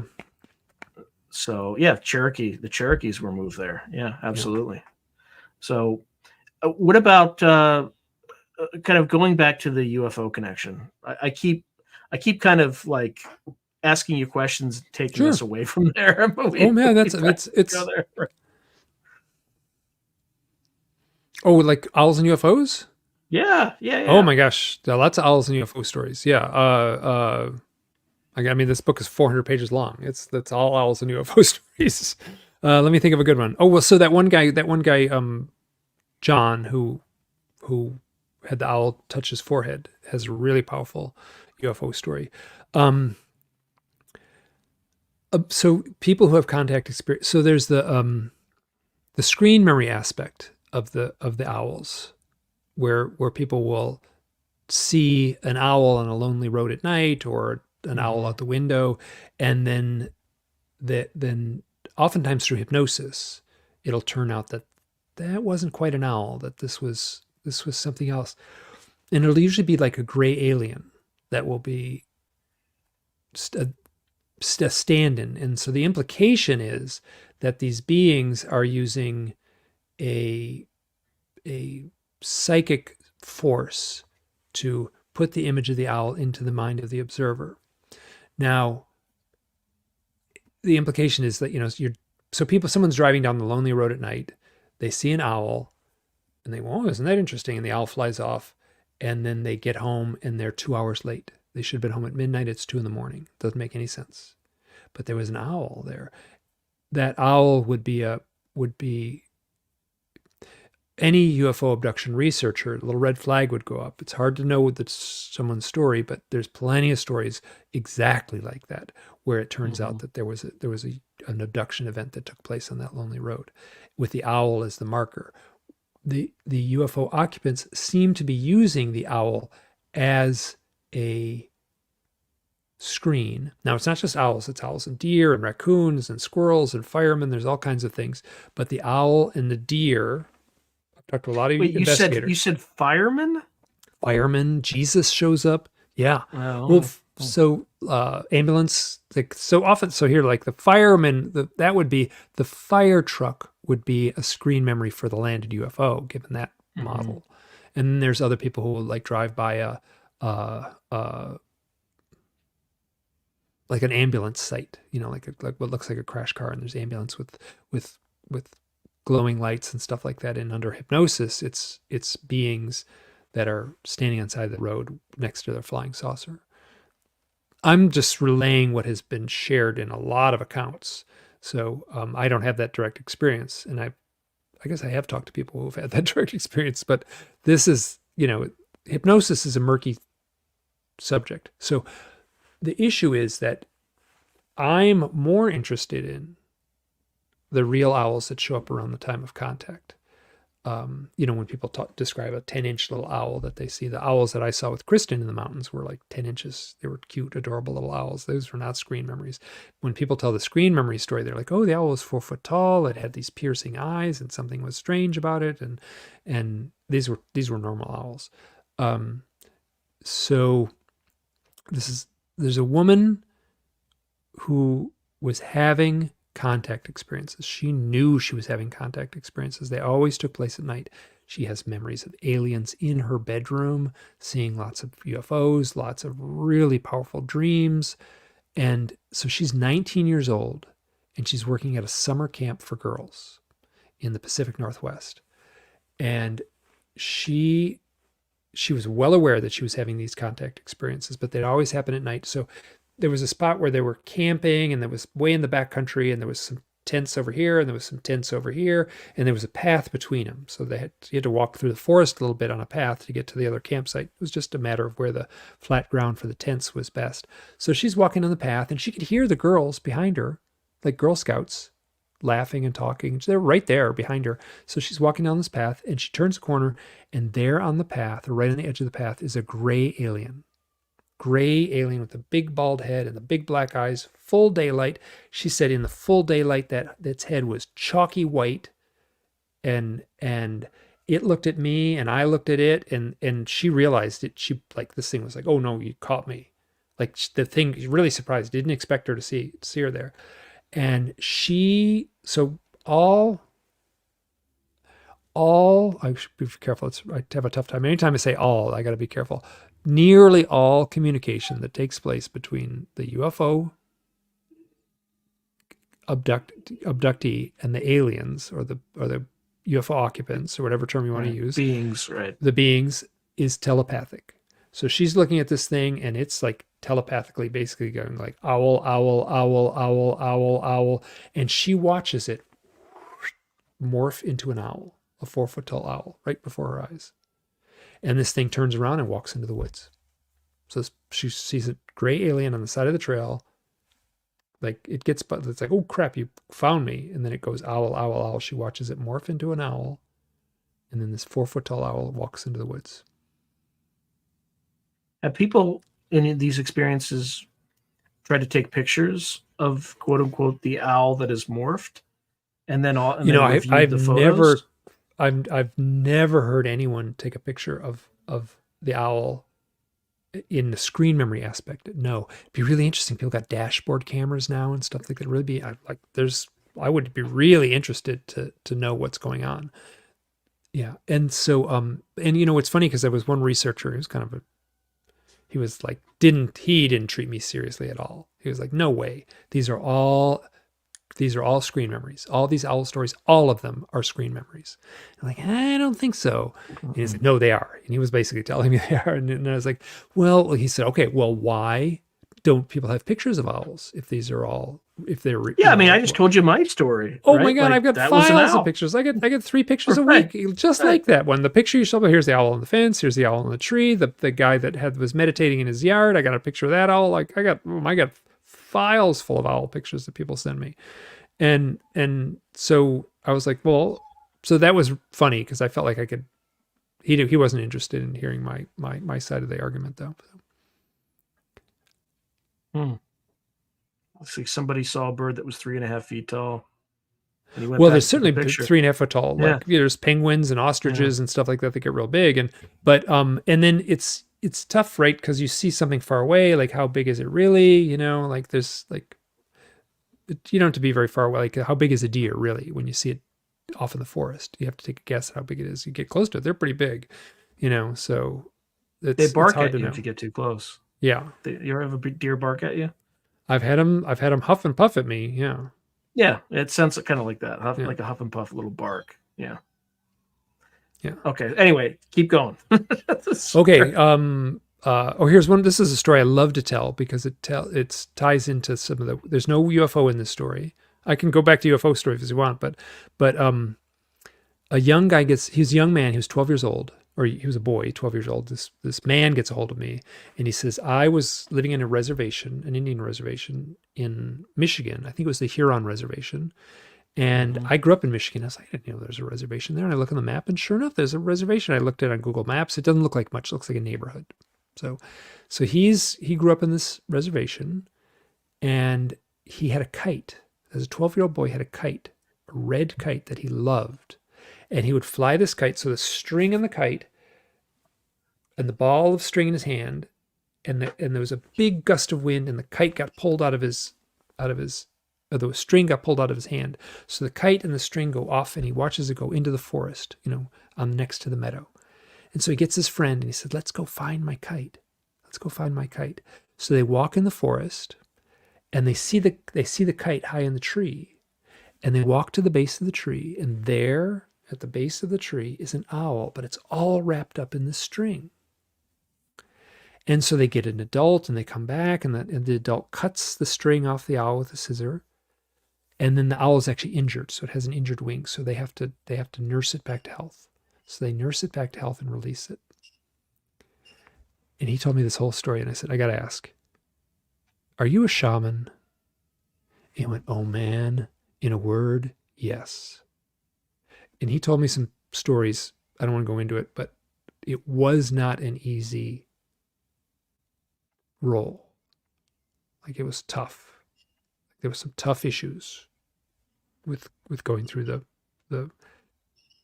his role as the shaman. So I would also say that would be another totem of the owl. The owl is not a light and fluffy. People say, is the owl good or bad? I'm like, oh, I can't answer that one. What I can say is the owl is very often associated with a challenge. Mm-hmm. Shamanic initiation be a challenge. And so a challenge can be difficult, but can be very challenging, but that doesn't make it bad. So I would say the owl is also a totem of the transformational process, which I talked about earlier, but I would say it's the totem of a difficult challenge, because I have a lot of stories where the owl sort of shows up as a marker when someone has a very difficult point in their life, or they're confronted where they have to do something very difficult. What other sorts of experiences have people had on a kind of a longitudinal basis over the course of their lives, where owls kind of make a presence at specific points or periodically during these challenges? Do you have any stories that kind of cover that? It's a very specific question, but well, Chris Bledsoe would be a good one. Yeah. So Chris Bledsoe, it's in his book UFO of God, and the church, his family church, there was a Christmas gathering at the family church, and he was there, and was for the young kids. He was a little boy at the time. He's the same age as me, roughly. So this would have been the late 1960s. And so his mother came to pick him up at the church, and he was standing outside the church, and he talked about seeing this owl on a branch of this oak tree that was right in front of the church. I've been to that spot. He showed me, here's the oak tree, here's the branch. I was standing here. The owl was there. He talked about it in such magical terms, like just this mystical quality to seeing this owl. And his mother pulls up, and he gets in the car and drives home. That was Christmas pageant. a few days later, on New Year's Day, I think he was 9 or 10, he got shot in the back with a shotgun. And that story's, and he had an out-of-body experience, or a near-death experience. And so there's an owl that shows up in the lead up to this challenging experience. That's owls in death. That's owls in a challenge. Chris has all these UFO experiences. It's the perfect totem at the perfect moment. What about owls and psychedelic experiences? I think that was the fifth kind of context that you spoke about. This is one I've only told the story a few times. The fellow gave me permission to tell it. And he and a friend would occasionally take LSD. It's really funny. This is the context of this, in a sense, was I give this talk, right? I say, oh, owls, it's mostly mushrooms. And I think to myself, I don't have any owls and LSD stories. I just had the thought in my head. Within about the next week, I got 2 owl and LSD stories show up in my email inbox. Both of them were really interesting. This one, so him and a friend through college would go through this process of ritualistic. They would take LSD, and they had spiritual books, and they had certain music chosen for spiritual reasons, and metaphysical books, and they would read these books, and then let the trip happen. And it happened all night. They were busy all night long with this psychedelic experience. And then as the sun was rising, they were kind of coming down, and they're like, whew, okay, winding down. Okay, so they went outside. The visionary experiences were all done, but they were still just in that final phase of the trip. And they walk outside, and there's an owl on the roof of the house that they'd been in, standing right at the peak of the house, and it's looking down at them. And the one guy says, there's him and his friend are standing side by side, and he kind of does this thing where he goes, oh my gosh, and I just felt like I was blown over. I was pushed back by the power of this owl, and I was hit with every negative, dark, evil emotion and feeling and sense. And it just felt like I was pushed back by all these feelings and sensations of darkness and negativity and anger and rage and fear. And then he comes to. And he's fine, and he's standing, and he looks at his friend, and his friend is like in a similar pose, but he's not in the same spot. And he rushes over to his friend, and before he could say anything, his friend says, oh my gosh, that owl on the roof? I looked up at that owl, and I looked up, I locked eyes with that owl, and I was hit with this wave of energy, and I was hit with every feeling of joy and perfection and love and happiness and bliss. And I came to, and the owl was gone. Why the bipolar response? Well, if this was a dream, so if this is a real life event, let's pretend it was a dream. It's a little easier to analyze a dream. My sense is they were seeing 2 sides of the same coin. Right? They were I think it was just willy-nilly who got the bad one and who got the good one. He didn't say he wasn't scarred by this or anything like that. It didn't torture him or anything like that. But it was just so woven into this issue is a riddle that can't be solved. Do you know what a Zen koan is? Yeah, it's like a statement. Like the sound of one hand clapping is a Zen koan. Right. So you would give the Zen master would tell the young monk to meditate, and then he would give him a koan to meditate on, a Zen koan, or koan. I think it's Koen, and it would be like, what's the sound of one hand clapping? Well, there is no sound of one hand clapping because you can't clap, so you're forced to meditate on something illogical that has no answer. I just feel like some of these owl stories are I sometimes call the owl a Zen koan with wings. Mm-hmm. Right? It's just, it delivers this unanswerable question.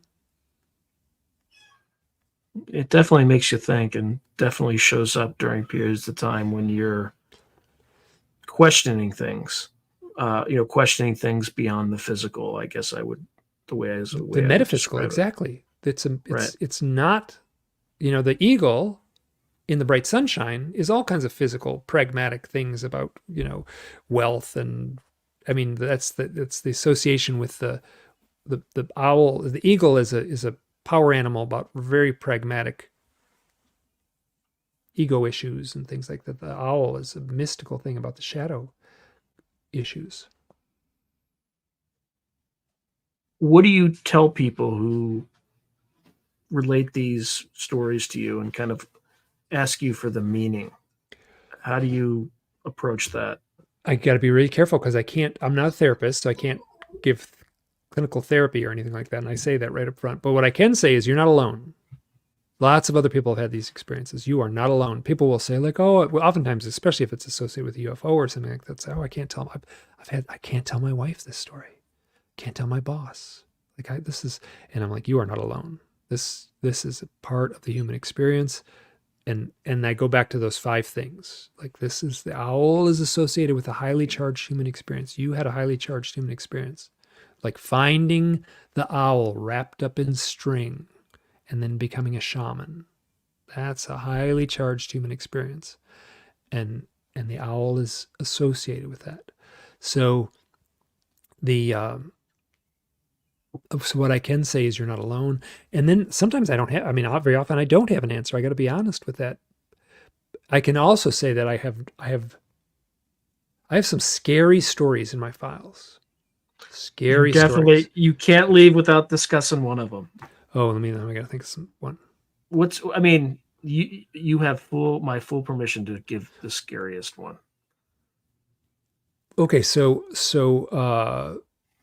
this is another one. This guy contacted me. His name was Joe, and he contacted me and he told me the story, and it's in the book, and then years later, someone asked me the question. This is in the Messengers, that book? This is in the Messengers, the blue book, yeah. What's the name of the story? I have it, so I want to read it. Oh, it would be tough for me to pick that out. It would be tough for me to pick that out off the top of my head. But it might ring a bell when I tell it. So someone asked me, this is how strange it gets. Someone asked me, do you believe all the stories? Do you think people are lying? And I had to say, like, they could be. I'm looking for the patterns. Like, I'm very cautious to tell a one-off. But why would they lie? Right? So maybe. So there's this one guy, and I remember I tried to get a hold of this guy this guy Joe, and he changed his email address. He had like an email address, and then all of a sudden I tried to do it, and there was no such email address. I'm like, what is it? Like that was to me a little bit like, And so I had this thought, like, well, that guy Joe. I didn't say that in the interview, but afterwards I said, that guy Joe, I wonder if he was lying to me. And the next day, Joe sends me an email, totally different email. Just, hey, I'm Joe from the book. I just want to say I'm really happy. I never told anyone. This is just in my own mind. Joe gets back to me. Hey, I'm just going to say, I'm really proud. Really, like, thanks for including my story in your book. So here's Joe's story. He's driving with some friends, and they're all in the car. They're young. I think late teenager, it might be college age, and they're driving at night, and they're all packed in the car, and they got to drive one person home, and then they got to drive the next person home, and there's this bright light in the sky. And the 2 people in the front seat see it, and I think the people in the back seat can't quite see it, but the 2 people in the front seat had actually had the same experience before, where they had seen a bright light, very similar. And then the next thing they know, there is an owl flying alongside of the car. But so you're driving and it's flying and looking in the passenger window. But instead of flying forward, it's looking in the car as the car's going like 50 miles an hour, but it's not flying aerodynamically forward. It's flying sideways, flapping its wings, looking in the car. Everyone in the car starts screaming at the same point, like screaming like primal fear screaming. When this owl is flying sideways, staring into the car moments after seeing a bright light in the sky. Joe's fine. Everyone was fine, but it's a scary story. So, like, one of the things I feel like I can say with confidence is, like, like, I don't have many stories. I don't have any stories like where something bad happens. Sometimes a friend can die, but I don't think the owl caused the death. I can say that it's not the messenger. Don't blame the messenger. So the owl. So that wasn't one of the. I haven't told that one ever. I don't think I've ever told that one on the show or on a podcast or anything like that. But that was one that was genuinely spooky to me. The thought of an owl flying sideways, staring in at you while you're in a car with a car full of people, and everyone, freaks out onto the, the needle goes into the red of freak out. Was this generated by the owl alone, or was it like one of those Skinwalker Ranch type stories where this was like in their neighborhood? I don't know where he lived, but so. But so what I mean to say is, there's a story, if you read this book, Skinwalkers at the Pentagon, where they're approaching. These are military intelligence guys who have been to war, and they just see like something that looks like a void in front of them through their night vision goggles. And as they get closer to it, they feel this irrational fear. So there's no sensory data that would logically explain that fear. It was just like the closer they got, the more this subconscious fear, or this fear increased, right? Is that kind of the fear in Joe's story, or were they just very much so? Very much so. Okay. Yeah, they were describing that irrational fear. Now, I have an experience. So I don't talk much about my own stuff here at all, which is great because I feel like I overtell some of my own things. I have an experience in 2010 where I was camping in a tent with this close friend of mine, Natasha. We were driving around the West. We were on a great trip. We were going to all these like hiking in the desert and stuff like that. So I'm in the tent with Natasha. This is so interesting. Leading up to this, we were in Cortez, Colorado. Little town of Cortez, Colorado. We had just left Mesa Verde National Park. So we had been in ancient dwellings, ancient Native American dwellings. And on the drive back down from the high country back down to the town, the car was acting up. My Subaru was acting up, and it was kind of like I could smell something, and I could feel like the brakes aren't working. Something's up. So I pull into this little town. I talk to the guy at the lunch restaurant, and I said, "Where's a good place to take the car?" And he goes, "Oh, everyone in town uses the same guy. He's great. You got a Subaru? Take it to this guy here." So I drive just a couple blocks away, and it's just on this cute, adorable, sweet town, Cortez, Colorado, and he says, "Okay, we'll put it up on the rig, and we'll So we didn't have a car, so Natasha and I are sitting out in this lovely afternoon, and then a little while later, he says, "Oh, come on back in." So the mechanic, he's literally got his oily rag in his hand, and he goes, "I can't let you leave town or you'll die." I'm like, whoa, what does that mean? He's like, "Well, your brakes are like really close to failing." And that's how they felt. And he said, legally, I can't let you leave the shop because the car is unfit to drive. I'm like, "Okay, what does that mean?" He's like, "Well, so I can get a part." It took me 5 days to get the part. So we rented a car. The guy set us up with this cheap rent-a-car. It was actually really cheap. It was great. So Natasha and I drove around for 5 days in this nice rent-a-car, and which is much nicer than my beat-up old Subaru. But so the night of the guy says, "You can't leave home. You can't leave town or you'll die." Natasha and I camp on the side of the road in this really pretty spot outside of this little town in Colorado. And Natasha was agitated. Natasha was very agitated that night. She actually cried at dinner, just like agitated and cried. So that night, we both woke up screaming. Went beautiful spot. There was other campers nearby. There was another camping site nearby. And it was just free backcountry camping, like on the national forest, outside of town. This is very normal for the West. And so we both wake up screaming primal fear.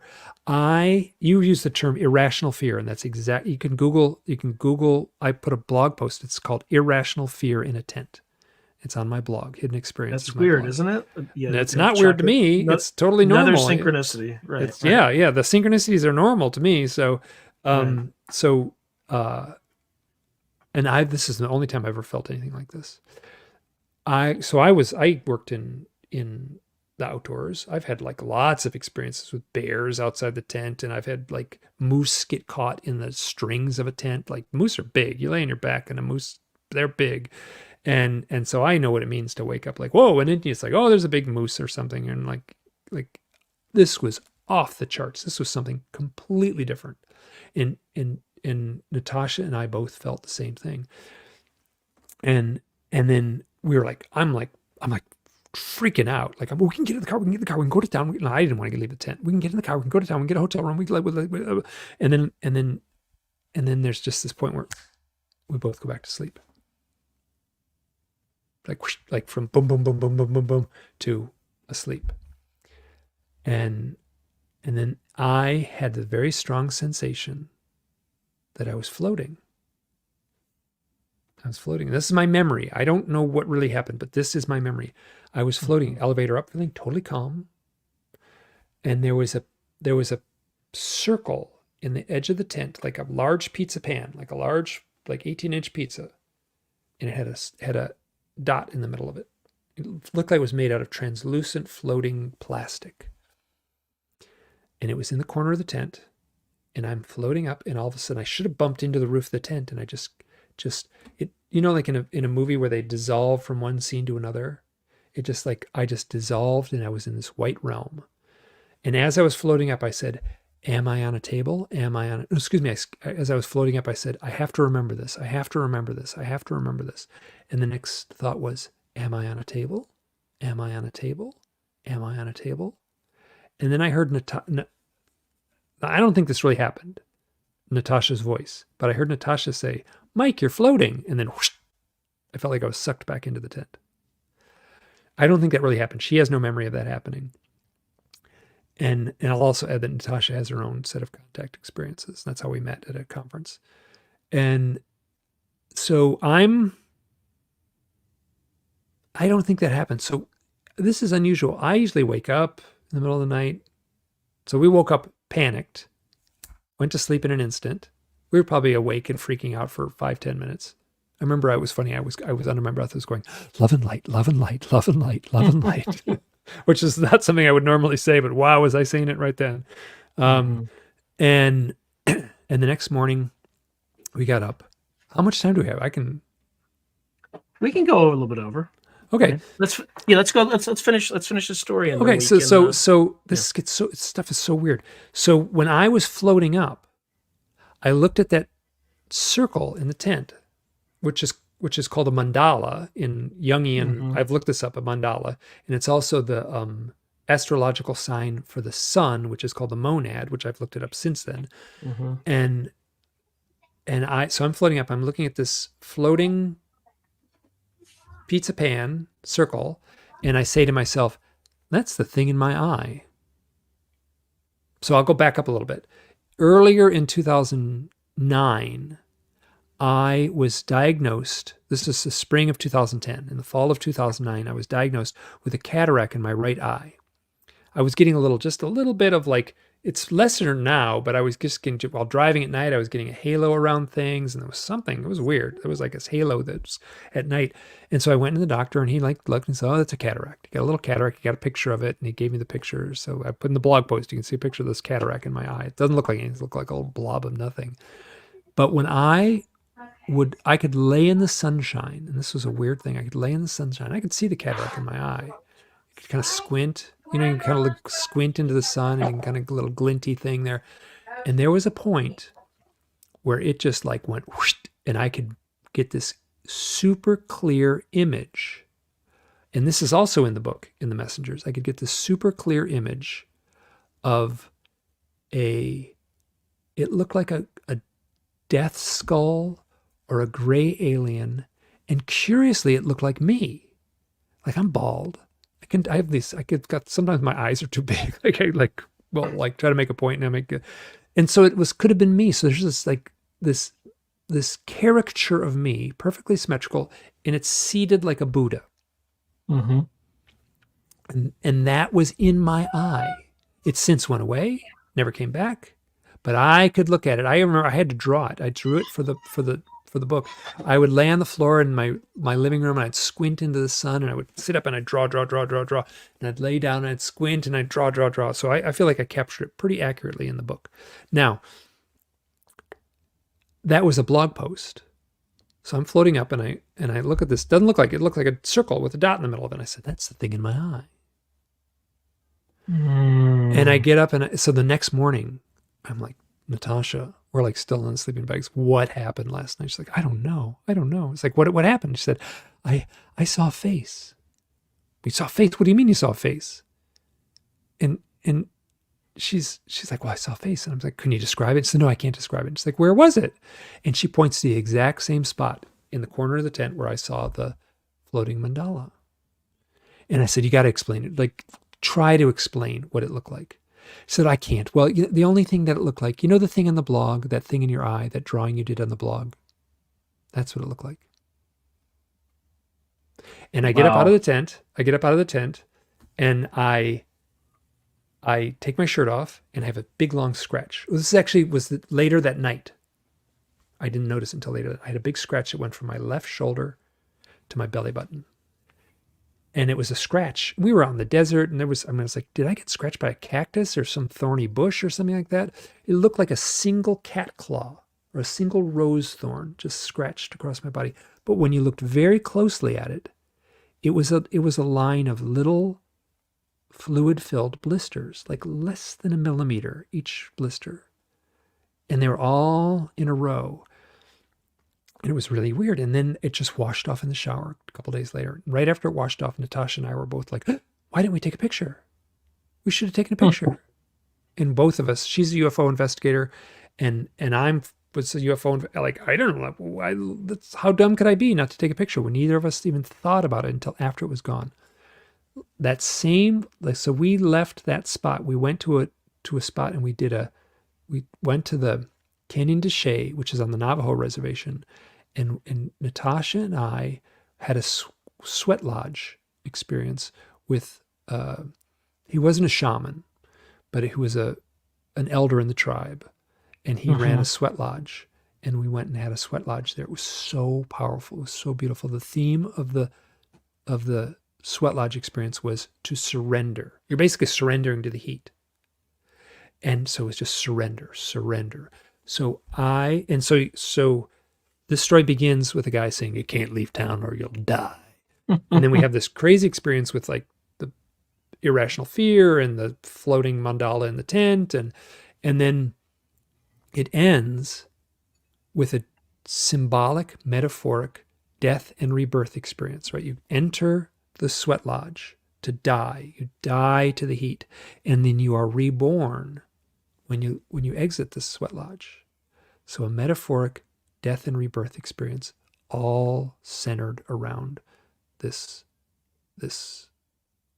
experience in the tent. There's no UFO in the story. I walked around that tent. Let me look. I was looking for a burn mark in the yard, in the grass, where a UFO would have landed. There was nothing. So there was a long story that was triggered by your one-line irrational fear. Well, I think that's a great point at which to end. So, Mike, as always, thank you very much. And thank you for sharing all of those intriguing stories. That's my honor. This was great.